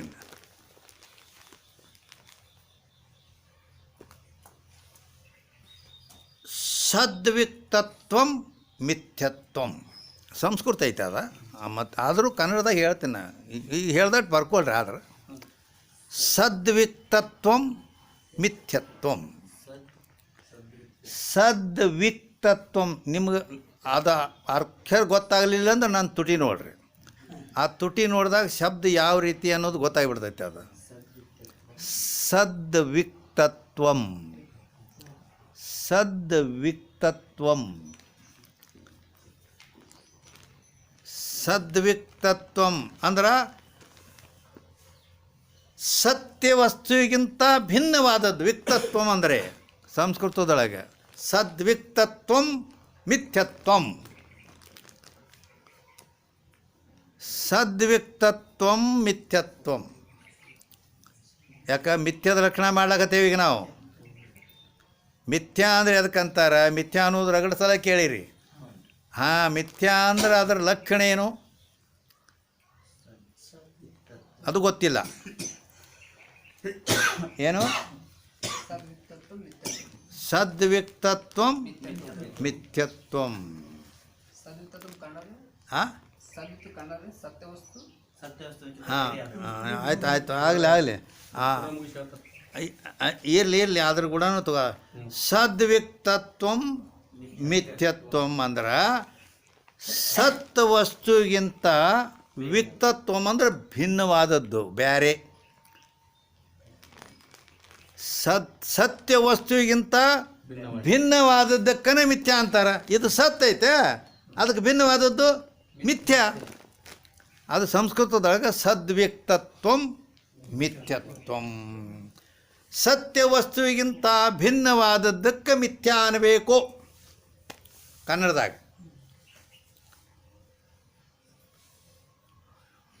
ಚಿವ್ರ್ಯಾಡ್ ಹೇಳಬಾರ್ದು ಕಡೆ ತಲೆ ದಿಮ್ಮತೈತಿ. ಮತ್ತು ಏನು ಮಾಡಲಿ ನಾನು? ಇರಲಿ. ಸದ್ವಿಕ್ತತ್ವಂ ಮಿಥ್ಯತ್ವಂ. ಸತ್ಯ ವಸ್ತುವಿಗಿಂತ ಭಿನ್ನವಾದದ್ದಕ್ಕೆ ಮಿಥ್ಯಾ ಅನ್ನುತ್ತಾರೆ. ಇದು ಗೊತ್ತಾತಲ್ಲ? ಸದ್ವಿಕ್ತತ್ವಂ ಮಿಥ್ಯತ್ವಂ ಅಂತ. ಮಿಥ್ಯಾ ಅಂತ ಎದಕ್ಕೆ ಅನ್ಬೇಕಪ್ಪ ಅಂದ್ರೆ ಸತ್ಯ ವಸ್ತುವಿಗಿಂತ ಭಿನ್ನವಾದದ್ದಕ್ಕೆ ಮಿಥ್ಯಾ ಅನ್ಬೇಕಪ್ಪ ಅಂತ ಹೇಳಿದ್ದಾರೆ. ಹೌದಾ? ಸತ್ಯಕ್ಕಿಂತ ಭಿನ್ನವಾದ ಸದ್ವಸ್ತು ಸದ್ ಅಂದ್ರೆ ಸತ್ಯಕ್ಕಿಂತ ಭಿನ್ನವಾದದ್ದು. ಮತ್ತು ಸತ್ಯ ಅಂತ ಎದಕ್ಕೆ ಅನ್ಬೇಕು ಹಂಗಾರೆ? ಅದಕ್ಕಿಂತ ಬೇರೆ ಅಂತ ಹೇಳಿದ್ರಿ, ಅದರ ಗೊತ್ತಾಗಬೇಕಲ್ಲ ಸತ್ಯ ಅನ್ನೋದು. ಅದನ್ನು ಬಿಟ್ಟು ಬೇರೆ ಅದು ತಿಳ್ಕೊಳಕ್ಕೆ ಬರ್ತೈತಿ, ಅದ ಗೊತ್ತಿಲ್ಲಲ್ಲ. ಸದ್ವಿಕ್ತತ್ವ ಸತ್ಯವಾದದ್ದೇನೈತಿಲ್ಲ ಅದಕ್ಕಿಂತ ಭಿನ್ನವಾದದ್ದು ಮಿಥ್ಯ ಇರ್ತೈತಿ ಅಂತ ಹೇಳಿದೀವಿ. ಹಂಗಾರೆ ಸತ್ಯ ಅಂದರೆ ಏನದು? ಅದರ ಲಕ್ಷಣ ಏನು ಅಂತ ಕೇಳಿದರೆ ಸದ್ವಿಕ್ತತ್ವಂ ಅಮಿಥ್ಯತ್ವಂ ಅಂದರೆ ಈಗ ಆ ಸತ್ಯದ ಬಗ್ಗೆ ಹೇಳ್ತೀವಿ. ಸತ್ವಂ ಚ ಪ್ರಮಾಣ ಸಿದ್ಧತ್ವಂ.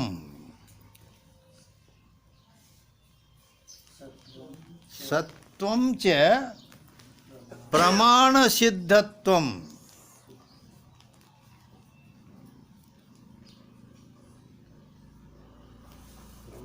ಸತ್ವಂ ಚ ಪ್ರಮಾಣ ಸಿದ್ಧತ್ವಂ.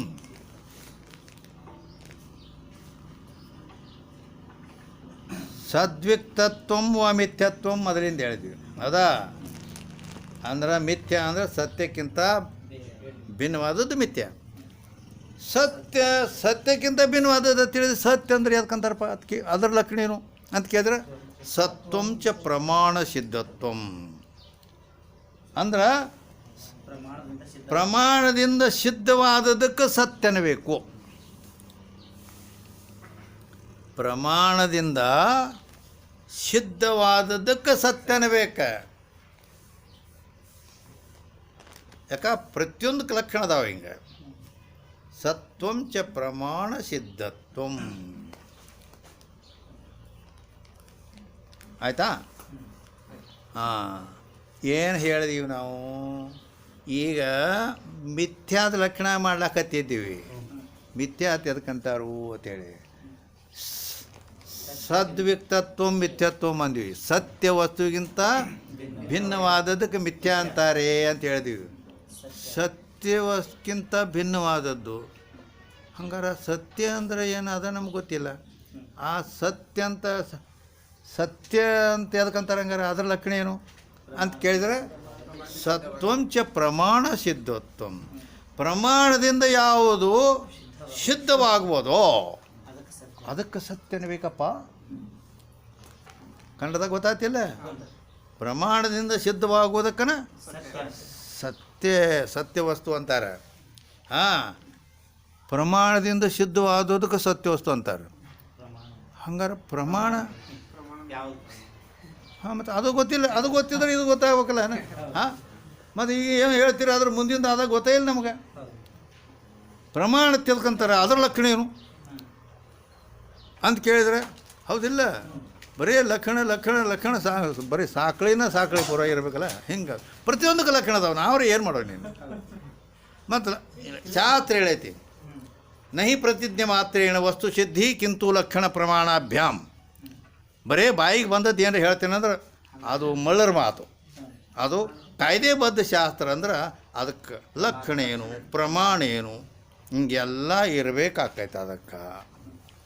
ಅದಕ್ಕೆ ನಾವು ಲಕ್ಷಣ ಏನು, ಅದಕ್ಕೆ ಪ್ರಮಾಣ, ಹಿಂಗೆಲ್ಲ ಅವು ಮತ್ತು ಈ ಕಾಯ್ದೆಬದ್ಧ ನಡಿಬೇಕಲ್ಲ, ಕೇಳಬೇಕಲ್ಲ ಇವೆಲ್ಲ. ಈಗ ಒಂದು ಕೋರ್ಟ್ದಾಗ ಕೇಸ್ ನಡಿಬೇಕಾದ್ರೆ ವಾದಿ ಪ್ರತಿವಾದಿ ಅದಕ್ಕೆ ಸಾಕ್ಷಿ ಹಿಂಗೆಲ್ಲ ಬೇಕಾಕಾವು. ಇಲ್ಲಂದ್ರೆ ಕೇಸ್ ಹೆಂಗೆ ನಡೀತೈತೆ?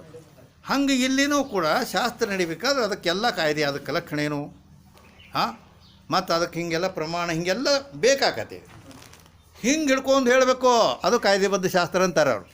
ಮತ್ತು ಅದಕ್ಕಾಗಿ ಇಲ್ಲಿ ಮತ್ತು ಇನ್ನು ಅವು ಲಕ್ಷಣ ತೊಗೊಂಡೇ ಹೋಗ್ಬೇಕು ನಾವು, ಹೌದಿಲ್ಲ? ಅದಕ್ಕೆ ಮಿಥ್ಯಾ ಅಂದ್ರೆ ಅದರ ಲಕ್ಷಣ ಏನು ಲಕ್ಷಣ ಮಾಡಿದೀವಿ. ಸದ್ವಿಕ್ತತ್ವ ಮಿಥ್ಯತ್ವಂ ಅಂತೇಳಿ. ಹಂಗಾರ ಸತ್ಯಕ್ಕಿಂತ ಭಿನ್ನವಾದದ್ದು ಮಿಥ್ಯಾ ಇರ್ತೈತಿ ಅಂತೇಳಿ. ಹಂಗಾರೆ ಸತ್ಯ ಅಂದ್ರೆ ಅದರ ಲಕ್ಷಣ ಏನು? ಸತ್ವಂ ಚ ಪ್ರಮಾಣ ಸಿದ್ಧತ್ವಂ ಅಂತ ಹೇಳಿದೀವಿ. ಸತ್ಯ ಅಂತ ಅದಕ್ಕೆ ಅನ್ಬೋದು ಪ್ರಮಾಣದಿಂದ ಸಿದ್ಧ ಆಗಿರ್ಬೇಕದು. ಹಾಂ ಪ್ರಮಾಣದಿಂದ ಸಿದ್ಧವಾದದ್ದು ಸತ್ಯಪ್ಪ ಅಂದ್ವಿ. ಹಂಗಾರೆ ಆ ಪ್ರಮಾಣಕ್ಕೆ ಅದಕ್ಕೆ ಅನ್ಬೇಕು, ಅದ್ರ ಲಕ್ಷಣ ಏನು ಅಂತ ಕೇಳಿದ್ರೆ ಅಂದ್ರೆ ಪ್ರಮಾಣತ್ವಂಚ ದೋಷಾ ಸಹಕೃತ ಜ್ಞಾನಕರಣತ್ವಂ ಅಂತ ಹಿಂಗೈತೆ ಅದಕ್ಕೆ ಪ್ರಮಾಣ.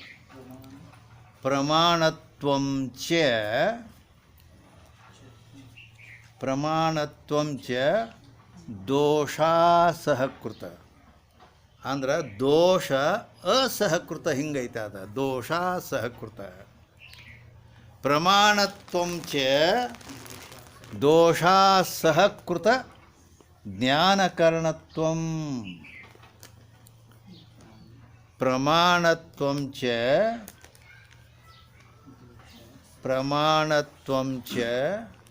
ದೋಷಾ ಸಹಕೃತ ಜ್ಞಾನಕರಣತ್ವಂ. ಆಯ್ತಾ?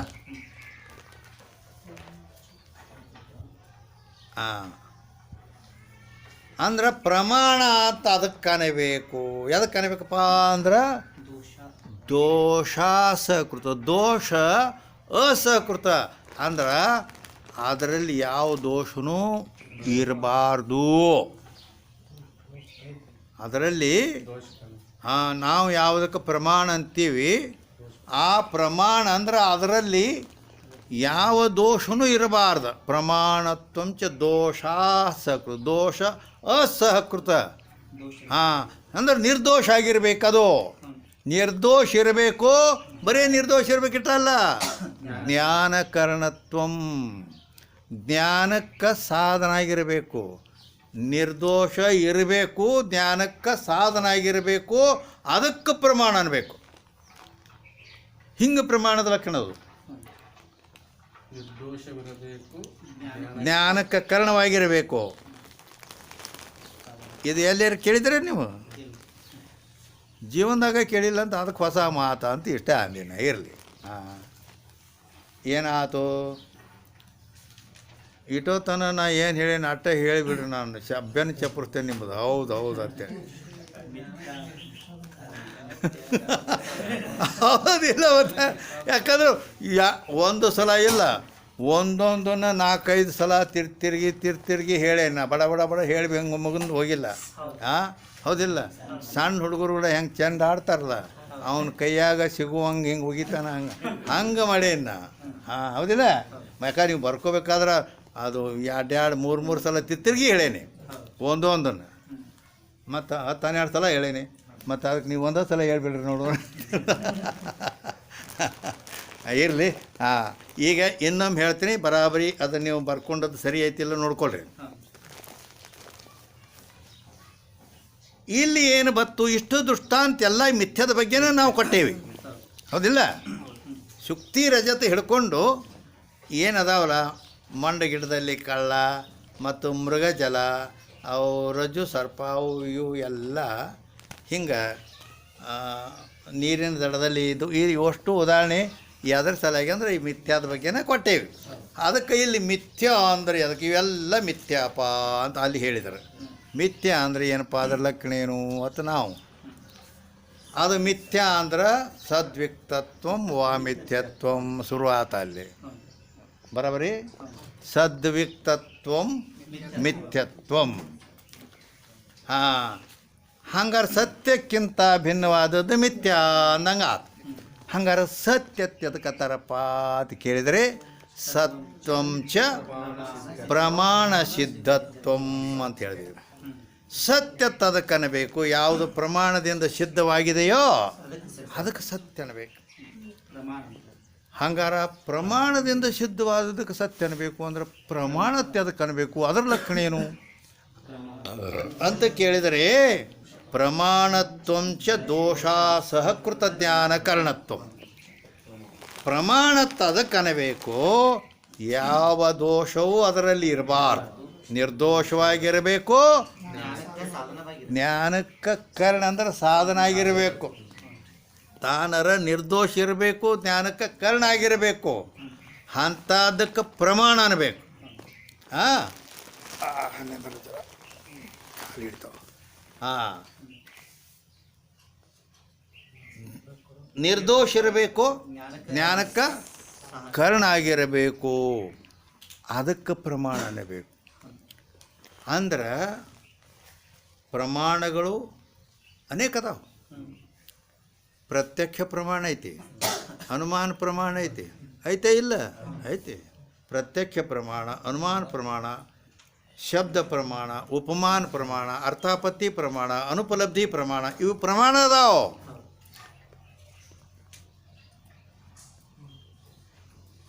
ಇವನು ಪ್ರಮಾಣ ಅದಾವ. ಯಾಕಂದ್ರೆ ಪ್ರತ್ಯಕ್ಷ ಜ್ಞಾನ ಈ ಪಂಚ ಜ್ಞಾನೇಂದ್ರಿಯಗಳಿಂದ ಈ ಜಗತ್ತಿನ ಯಾವ್ಯಾವ ನೇತ್ರದಿಂದ ರೂಪಜ್ಞಾನ, ಶ್ರೋತ್ರದಿಂದ ಶಬ್ದಜ್ಞಾನ, ಇವು ಏನು ಜ್ಞಾನ ಆಗತಾವು ಅನ್ನೋದು ಇವು ಇದು ಪ್ರತ್ಯಕ್ಷ ಪ್ರಮಾಣ ಐತಿ ಇದು, ಹೌದಾ? ಆಮೇಲೆ ಪರ್ವತೋ ವನ್ಯಮಾನ್, ಗುಡ್ಡದಾಗ ಬೆಂಕಿ ಹತ್ತೈತಿ, ಇಲ್ಲದೀವಿ ನಾವು. ಅಲ್ಲಿ ಬೆಂಕಿ ಹತ್ತಿದ್ದು ಗುಡ್ಡದಾಗಿ ಅಂದ್ರೆ ಬೆಂಕಿರ ಕಾಣಂಗಿಲ್ಲ. ಹಾಂ, ಮತ್ತು ಬೆಂಕಿ ಹತ್ತೈತಿ ಹತ್ತಿರ ಹೇಳ್ತಾನಿವ ಅಂದ್ರೆ ಹಂಗೆ ಅದ್ರ ಮೇಲಿಂದ ಅನುಮಾನ ಪ್ರಮಾಣದಿಂದ ಸಿದ್ಧಾಕತ್ತೆ ಅದು. ಹಾಂ, ಯಾಕಂದ್ರೆ ಅಲ್ಲಿ ಧೂಮತ್ವಾತ್ ಅಂತ ಹೇತು, ಹೊಗೆ ಧೂಮ ಹೇತು ಐತಿ, ಹೊಗೆ ಇದ್ದಲ್ಲಿ ಬೆಂಕಿ ಇರ್ತೈತಿ. ಯಾಕೆ? ಹೊಗೆಗೂ ಬೆಂಕಿಗೂ ಸಂಬಂಧ. ಯಾವ ಸಂಬಂಧ ಗೊತ್ತೈತೆ ನಿಮಗೆ? I don't know. ಅವಿನಾಭಾವ ರೂಪ ಸಂಬಂಧ ಐತಿ. ಅವಿನಾಭಾವ ರೂಪ ಸಂಬಂಧ ಐತಿ ಅಂದ್ರೆ ಅವಿನಾಭಾವದ ಲಕ್ಷಣ ಏನು? ದೇವರಿಗೆ ಗೊತ್ತದು. ಇನ್ನು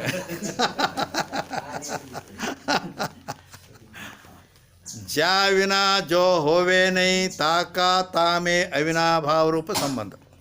ಹಿಂಗ ಗುಮ್ ಭಾಳ ಇರಲಿ. ಹಾಂ, ಹಿಂಗದು ಅನುಮಾನ ಪ್ರಮಾಣದು.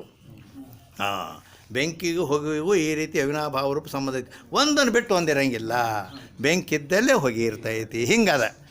ಆದ್ರ ಮ್ಯಾಲಿಂದ ಹೊಗೆ ನೋಡ್ಯಾನ, ಬೆಂಕಿ ಅನುಮಾನ ಮಾಡ್ತಾನು ಅಂತ. ಹಿಂಗೆ ಇವು ಬೆಂಕಿ ಜ್ಞಾನಕ್ಕೂ ಅನುಮಾನ ಪ್ರಮಾಣ, ಈ ಪ್ರಮಾಣ ಅದಾವು ಹಿಂಗೆ. ಹಾಂ, ಆದರೆ ಈ ನಾವು ಮಾಡಿದ ಪ್ರಮಾಣದ ಲಕ್ಷಣ ಅದರ ಕುಂದ್ರಂಗಿಲ್ಲ.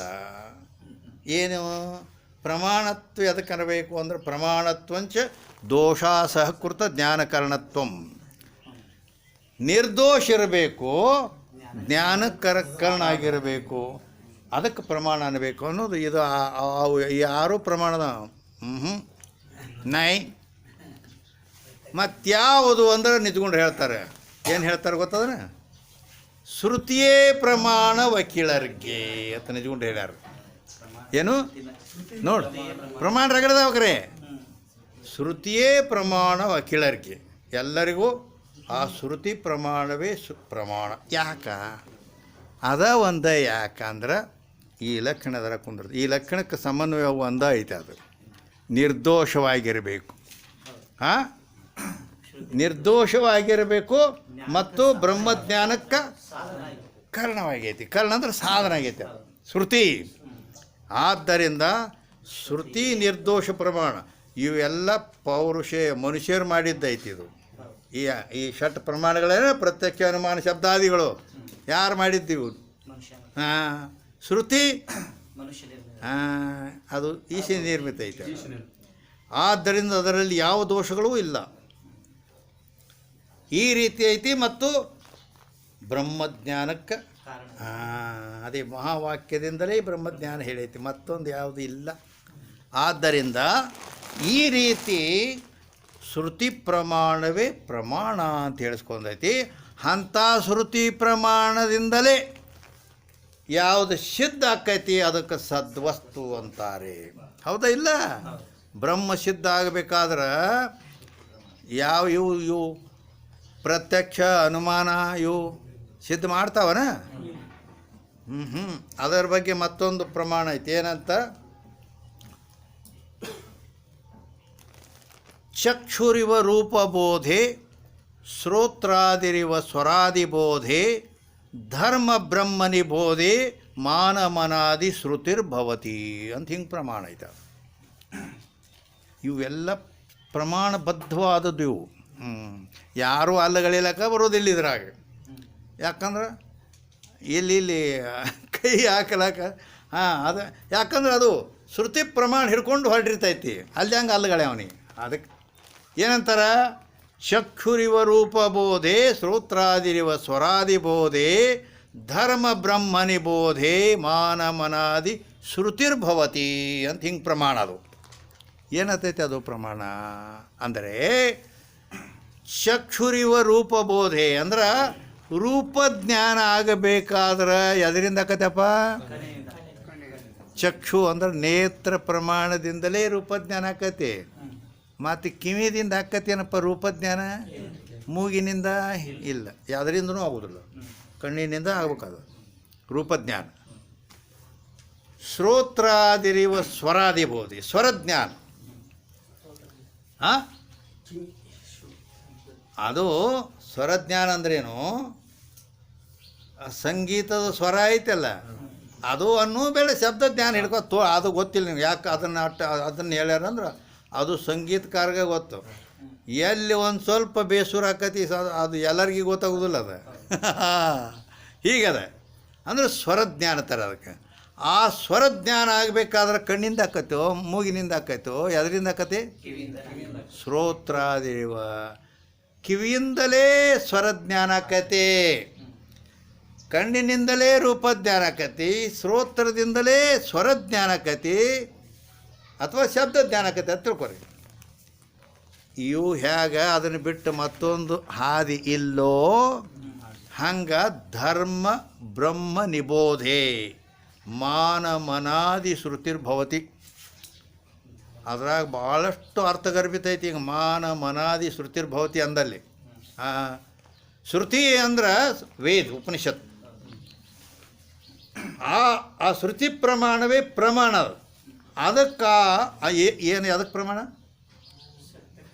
ಗೊತ್ತಾಗಿಲ್ಲ ಅಂದರೆ ಧರ್ಮ ಬ್ರಹ್ಮ ನಿಬೋಧೆ ಧರ್ಮಜ್ಞಾನ ಧರ್ಮ ಅಂತ ಹೇಳ್ತೇವಿಲ್ಲೋ ನಾವು ಧರ್ಮ ಪ್ರವಚನದ ವಿಷಯನೂ ಧರ್ಮ ಇಡ್ತಾರೆ ಗೊತ್ತಾತಿಲ್ಲ ಧರ್ಮ ಅಂದರೆ ಏನು ಧರ್ಮಜ್ಞಾನ ಹೆಂಗಾಕತಿ ಆ ಧರ್ಮ ಯಾವ ಇಂದ್ರಿಯಕ್ಕೂ ವಿಷಯ ಇಲ್ಲ ಅದು ನಿಮ್ಮ ಸಾಮಾನ್ಯ ಧರ್ಮ ತಿಳಿಲಿಲ್ಲ ಅಂದ್ರೆ ಪುಣ್ಯ ಅನ್ನೋದ್ರ ಗೊತ್ತಾಯ್ತಿಲ್ಲ ಹಾಂ ಪುಣ್ಯ ಅಂದರೆ ಎಲ್ಲರಿಗೂ ಗೊತ್ತಾಕತಿ ಆ ಪುಣ್ಯ ಅದು ಯಾವುದರ ಇಂದ್ರಿಯದಿಂದ ಯಾಕತ್ತೇನು ಪುಣ್ಯದ ಜ್ಞಾನ ಧರ್ಮ ಶಬ್ದದ ಗೊತ್ತಾಗಲಿಲ್ಲ ಅಂದ್ರೆ ಬಿಡು ಪುಣ್ಯ ಅಥವಾ ಸಾಮಾನ್ಯ ಶಬ್ದ ಪುಣ್ಯ ಅದೇನ್ರ ಇವಂದು ಎಷ್ಟು ಪುಣ್ಯ ಐತಿ ಅನ್ನೋದು ಏನರ ನಿನಗೆ ಕಣ್ಣಿಲೆ ಕಿವಿಲೆ ನಾಲ್ಗಿಲೆ ಬಾಯಿಲೆ ಮೂಗಿಲೆ ಏನರ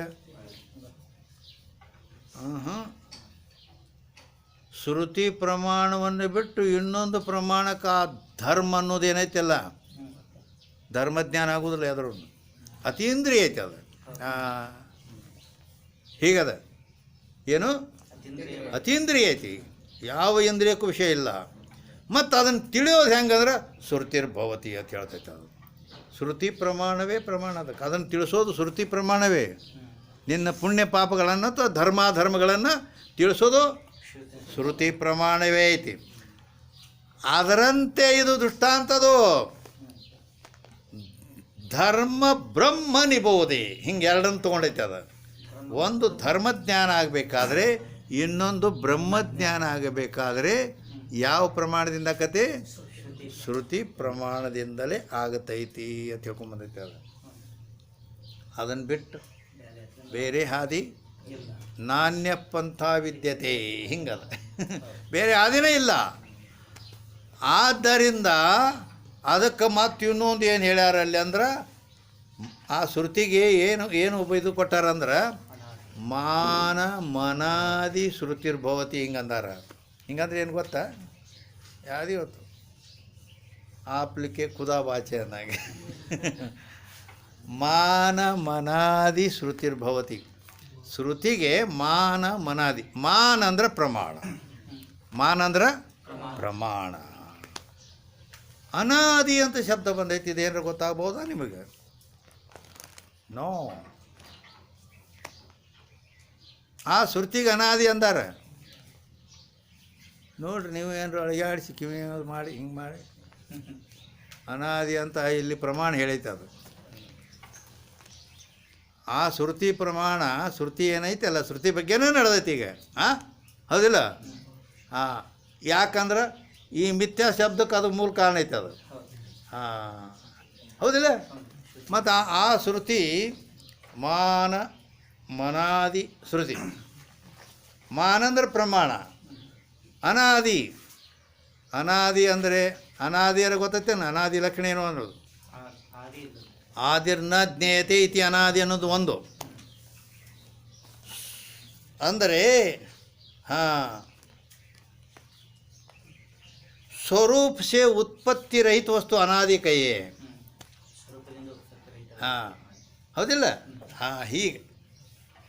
ಆದ್ದರಿಂದ ಇದು ಆದಿರ್ನ ಜ್ಞೇಯತೆ, ಯಾವುದರ ಆದಿ ನಮಗೆ ಗೊತ್ತೇ ಇಲ್ಲವೋ ಅದಕ್ಕೆ ಅನಾದಿ ಅನ್ನಬೇಕು. ಅಂದ್ರೆ ಆ ಶ್ರುತಿ ಏನೈತಲ್ಲ ಅದಕ್ಕೆ ಅನಾದಿ ಅಂತ ಯಾಕೆ ಕರೆದಾರು ಅಂದ್ರೆ, ಆದರೆ ಇನ್ನೊಂದು ಮಾತು, ಇದು ಈ ಜಗತ್ತು ಹುಟ್ಟೈತೆ ಇಲ್ಲ? ಹಾಂ, ಹುಟ್ಟೈತಿ. ಜಗತ್ತು ಹುಟ್ಟೈತಿ ಅಂದ ಮೇಲೆ ಜಗತ್ತಿನ ಕೂಡ ಆ ಶ್ರುತಿಗಳು ಹುಟ್ಟ್ಯಾವ ಇಲ್ಲ? ಮತ್ತು ಹುಟ್ಟಿಲ್ಲ ಹೆಂಗಂತೀರಿ ನೀವು ಅಂತ ಒಬ್ಬ ಕೇಳ್ದಪ್ಪ ನಿಮ್ಮನ್ನು. ಇದು ಇರ್ತೈತಿಲ್ಲ, ಒಬ್ಬ ನಾಟಕ ಅದು ಇದು ಅಂತಾರೆ ಅದಕ್ಕೆ. ಹಾಂ, ಪಾರಿಜಾತ. ನಾನೇನು ಪಾರಿಜಾತ. ಏಕಪಾತ್ರ ಒಂದ ಇರ್ತಾನ, ಒಬ್ಬ ಇರ್ತಾನವ. ಅವ ಎಲ್ಲ ತಾನ ಹಾಕಿರ್ತಾನೆ ಹಿಂಗೆ ಅವ. ಹೌದಿಲ್ಲ? ಹಿಂಗೆ ಇಲ್ಲಿ ನಾವು ಆಗೋದು ನಡೆದೈತಿ. ಇಲ್ಲಿ ಪ್ರಶ್ನೆ ಮಾಡೋನು ನಾನು, ಇದನ್ನ ಕೇಳಿದ್ರವನು ನಾನು, ಹೇಳೋನು ನಾನು ಅಂತೀರ. ಹಂಗೆ ಅಂದರೆ ಆ ಶ್ರುತಿ ಅನಾದಿ ಹೇಗೆ ಅಂತ ಕೇಳಿದರೆ ಅದಕ್ಕೆ ಶಾಸ್ತ್ರದಲ್ಲಿ ಆನುಪೂರ್ವಿ ಅಂತ ಹೇಳ್ಕೊಂಬಂದಾರ. ಅದು ಶ್ರುತಿ ಪ್ರಮಾಣ ಕರ್ನಾಟಕದ ಭಾಳ ಜನರಿಗೆ ಗೊತ್ತಿಲ್ಲ. ಯಾವನೋ ಪುಣ್ಯಾತ್ಮ ಒಬ್ರಿಗೆ ಗೊತ್ತಿರ್ಬೋದು, ಆದರೆ ಭಾಳ ಮಂದಿಗೆ ಗೊತ್ತಿಲ್ಲ. ಆಯ್ತು, ಇಲ್ಲೇ ಏನರ ಒಂದು ಸ್ವಲ್ಪ ನಿಜ್ಗೊಂಡ್ರದನ್ನು ಯಾವ್ದಾರ ಏನಾರ ಇಟ್ಟರದಾಗ ನಡೆದಾರ್ಗದು ಹಂಗಾದ್ರೆ ಅದು ಶ್ರುತಿ ಪ್ರಮಾಣ ಏನೈತಲ್ಲ ಅದು ಆನುಪೂರ್ವಿ ಅಂತ ಹೇಳೈತೆ ಅದಕ್ಕೆ. ಅಂದರೆ ಇದು ಜಗತ್ತು ಹುಟ್ಟುವಾಗ ಯಾಕಂದರೆ ಜಗತ್ತು ಪ್ರಳಯ ಆಗಿಬಿಡ್ತೈತಿ, ಹೌದಲ್ಲ? ಪ್ರಳಯ ಈಶ್ವರ ಪ್ರಳಯ ಮಾಡಿಬಿಡ್ತಾನೆ ಅದನ್ನು. ಅಂದ್ರೆ ಅದ್ರ ಕೂಡ ಎಲ್ಲ ಹೋಗೇ ಬಿಟ್ಟಿರ್ತೈತಿ. ಪ್ರಳಯ ಅಂತ ಅದಕ್ಕೆ ಅಂತಾರೆ. ಅದರ ಲಕ್ಷಣ ಏನು ಅಂತ ಕೇಳಿದ್ರೆ, ಭಾವ ಕಾರ್ಯ ಸರ್ವ ವಿನಾಶ ಪ್ರಳಯ. ಭಾವರೂಪದಿಂದ ಏನು ಕಾಣ್ತೈತಿಲ್ಲ ಅದೆಲ್ಲ ವಿನಾಶ. ತ್ರೈಲೋಕ್ಯ ಧ್ವಂಸ ಪ್ರಳಯ. ಸ್ವರ್ಗ ಮರ್ತ್ಯ ಪಾತಾಳಗಳೆಂಬ ಮೂರು ಲೋಕಗಳು ಧ್ವಂಸ ಆಗಿ ಹೋಗಿರ್ತಾವೆ, ಅದಕ್ಕೆ ಪ್ರಳಯ ಅಂತಾರೆ. ಈ ರೀತಿಯಾಗಿ ಹೋಗಿರ್ತೈತಿ. ಅಂದ್ರೆ ಆ ಎಳೆದಾಗ ವೇದಗಳು ಕೂಡ ಹೋಗಿರ್ತಾವೆ. ಹಾಂ, ಮತ್ತು ಅನಾದಿ ಅಂತ ಅಂತೀರಲ್ಲ, ಮತ್ತು ಆ ಮುಂದೆ ಸೃಷ್ಟಿ ಮಾಡಿದಾಗ ಮತ್ತವು ಉತ್ಪತ್ತಿ ಆಗ್ತವೆ. ಮತ್ತು ನೀವು ಅನಾದಿ ಹ್ಯಾಂಗೆ ಹೇಳ್ತೀರಿ ಅಂತ ಹಿಂಗೆ ನಾನೇ ಪ್ರಶ್ನೆ ಮಾಡಿದೆ ಅಂತ ತಿಳ್ಕೊ. ಹಿಂಗೆ ಆಮೇಲೆ ಅದಕ್ಕೆ ಉತ್ತರ ಏನಂದ್ರೆ, ಈ ಜಗತ್ತಿನ ಪ್ರತಿಯೊಂದು ಎಲ್ಲ ಬ್ಯಾರೆ ಬ್ಯಾರೆ ಬದಲಿ ರಾಮಾಯಣ ಮಹಾಭಾರತಗಳು ಬದಲಿ ಆಗ್ಬೋದು. ಹಾಂ, ಈಗ ರಾವಣ ಸೀತೆಯನ್ನು ಒಯ್ದ ಅಂತ ರಾಮಾಯಣ ಬರೆದಾರ ವಾಲ್ಮೀಕಿ. ಆದರೆ ಮುಂದಿನ ಸರ್ಗದಲ್ಲಿ ಮತ್ತೊಮ್ಮೆ ಸೃಷ್ಟಿ ಪ್ರಳಯ ಆಗಿ ಮತ್ತೊಮ್ಮೆ ಏನು ಬರ್ತೈತಿಲ್ಲ, ಆವಾಗ ಮತ್ತೇನೋ ರಾಮಾಯಣ ಬರೆದ್ರಂದ್ರೆ ಆವಾಗ ಕುಂಭಕರ್ಣನ ಸೀತೆಯನ್ನು ಓದಾತ ಬರಿಬೋದು. ಅವಾಗ ಚೇಂಜಿಂಗ್ ಆಗ್ಬೋದು. ಅದೇನು ಹಿಂಗೆ ಇರ್ಬೇಕಂತ ಏನು ನೇಮ್ ಇಲ್ಲ ಅದಕ್ಕೆ. ಹೀಗದು. ಆದರೆ ಇದು ಶ್ರುತಿ ಏನೈತಿಲ್ಲ, ಹಾಂ, ಒಂದು ಅಕ್ಷರ ಬದಲಾಗೋದಿಲ್ಲ. ಹೆಂಗಿತ್ತು ಹಂಗೆ ಈಗ ಬಂದಿರ್ತೈತಿ, ಒಂದು ಅಕ್ಷರನೂ ಬದಲಾವಣೆ ಇಲ್ಲ. ಅದಕ್ಕೆ ಆನುಪೂರ್ವಿ ಅಂತದ ಶಾಸ್ತ್ರ ಏನಂತತಿ. ಆನುಪೂರ್ವಿ ಅಂದ್ರೆ ಮೊದಲು ಹೇಗಿತ್ತೋ ಆಗ ಇರ್ತೈತಿ. ಒಂದು ಅಕ್ಷರ ಬದಲಾವಣೆ ಅದರಲ್ಲಿ ಆಗಿರಂಗಿಲ್ಲ. ಆದ್ದರಿಂದ ಮೊದಲೇ ಇದ್ದದ ಇದು ಬದಲಾವಣೆ ಏನಿಲ್ಲ. ಆದ್ದರಿಂದ ಅನಾದಿ, ಅದಕ್ಕೆ ಮಾನ ಮನಾದಿ ಶ್ರುತಿರ್ಭವತಿ. ಈ ಈ ಈ ಲಕ್ಷಣ ಕೂಡ್ತೈತೆ ಅದರಲ್ಲಿ, ಹೀಗೆ ಗೊತ್ತಾ? ಹಾಂ, ಇರಲಿ. ಅಂದರೆ ಏನು ಹೇಳ್ದಂಗೆ ಆಯ್ತು ಅಂದ್ರೆ, ಇಷ್ಟು ದೃಷ್ಟಾಂತ ನಾವು ಕೊಟ್ಟಿವಿ ಜಗತ್ತಿನ ಮಿಥ್ಯತ್ವ ಬಗ್ಗೆ. ಆದರೆ ಇವು ಎಲ್ಲ ಮಿಥ್ಯದ ಬಗ್ಗೆನೇ ಕೊಟ್ಟೇವಿ. ಆದ್ದರಿಂದ ಈ ಪ್ರಪಂಚವು ಕೂಡ ಮಿಥ್ಯ ಅಂತ ಹೇಳಿದರು ಅವರು. ಮಿಥ್ಯ ಅಂದರೆ ಏನು, ಅದರ ಲಕ್ಷಣ ಅಂತ ನಾವು ಕೇಳಿದೀವಿ. ಮಿಥ್ಯ ಅಂದಾಗ ಸದ್ವಿಕ್ತತ್ವ ಮಿಥ್ಯತ್ವ ಅಂತ ಲಕ್ಷಣ ಮಾಡಿದೀವಿ. ಸತ್ಯಕ್ಕಿಂತ ವಿಲಕ್ಷಣವಾದದ್ದು ಮಿಥ್ಯ. ಹಂಗಾರೆ ಸತ್ ಅಂತ ಎದಕ್ಕಂತಾರೆ, ಅದ್ರ ಲಕ್ಷಣ ಏನು ಅಂದ್ರೆ ಸತ್ವಂಚ ಪ್ರಮಾಣ ಸಿದ್ಧತ್ವಂ ಅಂತ ಹೇಳ್ಕೊಂಬಂದರು. ಪ್ರಮಾಣದಿಂದ ಯಾವುದು ಸಿದ್ಧ ಆಗಿರ್ತೈತೋ ಅದಕ್ಕೆ ಸತ್ಯ ಅನ್ನಬೇಕಪ್ಪ ಅಂತ ಹೇಳಿದರು. ಹಂಗಾರೆ ಪ್ರಮಾಣತ್ವ ಅದಕ್ಕೆ ಅನ್ನಬೇಕು, ಅದ್ರ ಲಕ್ಷಣ ಏನು ಅಂತ ಕೇಳಿದ್ರೆ ಅದರ ಪ್ರಮಾಣತ್ವಂಚ ದೋಷಾಸಹಕೃತ ಧ್ಯಾನಕರಣತ್ವಂ ಅಂತ ಕೇಳಿಗೆ ಬರ್ತದೆ. ಈ ರೀತಿ ನಿರ್ದೋಷ ಆಗಿರಬೇಕು, ಜ್ಞಾನಕ್ಕೆ ಕರ್ಣ ಆಗಿರಬೇಕು, ಅಂಥದ್ದಕ್ಕೆ ಪ್ರಮಾಣ ಅನ್ನಬೇಕು. ಅಂಥ ಪ್ರಮಾಣದಿಂದ ಯಾವುದು ಶುದ್ಧ ಆಗಿರ್ತೈತೋ ಅದಕ್ಕೆ ಸತ್ಯವಸ್ತು ಅನ್ನಬೇಕು. ಆ ಸತ್ಯವಸ್ತುವಿಗಿಂತ ಯಾವುದು ಭಿನ್ನವಿರುವುದೋ ಅದಕ್ಕೆ ಮಿಥ್ಯಾ ಅನ್ನಬೇಕು. ಅದು ಮಿಥ್ಯಾದ ಲಕ್ಷಣ. ಈ ರೀತಿ ಸಿದ್ಧ ಆಯಿತು. ಹರಿಯೋ ಏಟಾಗೈತಿ? 12 ಆಯ್ತು. ಹಾಂ, ಇರಲಿ. ಇದು ಇಲ್ಲಿ ತೆಗೆದಿಟ್ಟೆ ನಾ ಗ್ರಂಥ ಯಾವಾಗ ಅಲ್ಲೇ ಐತೆ ಅದು.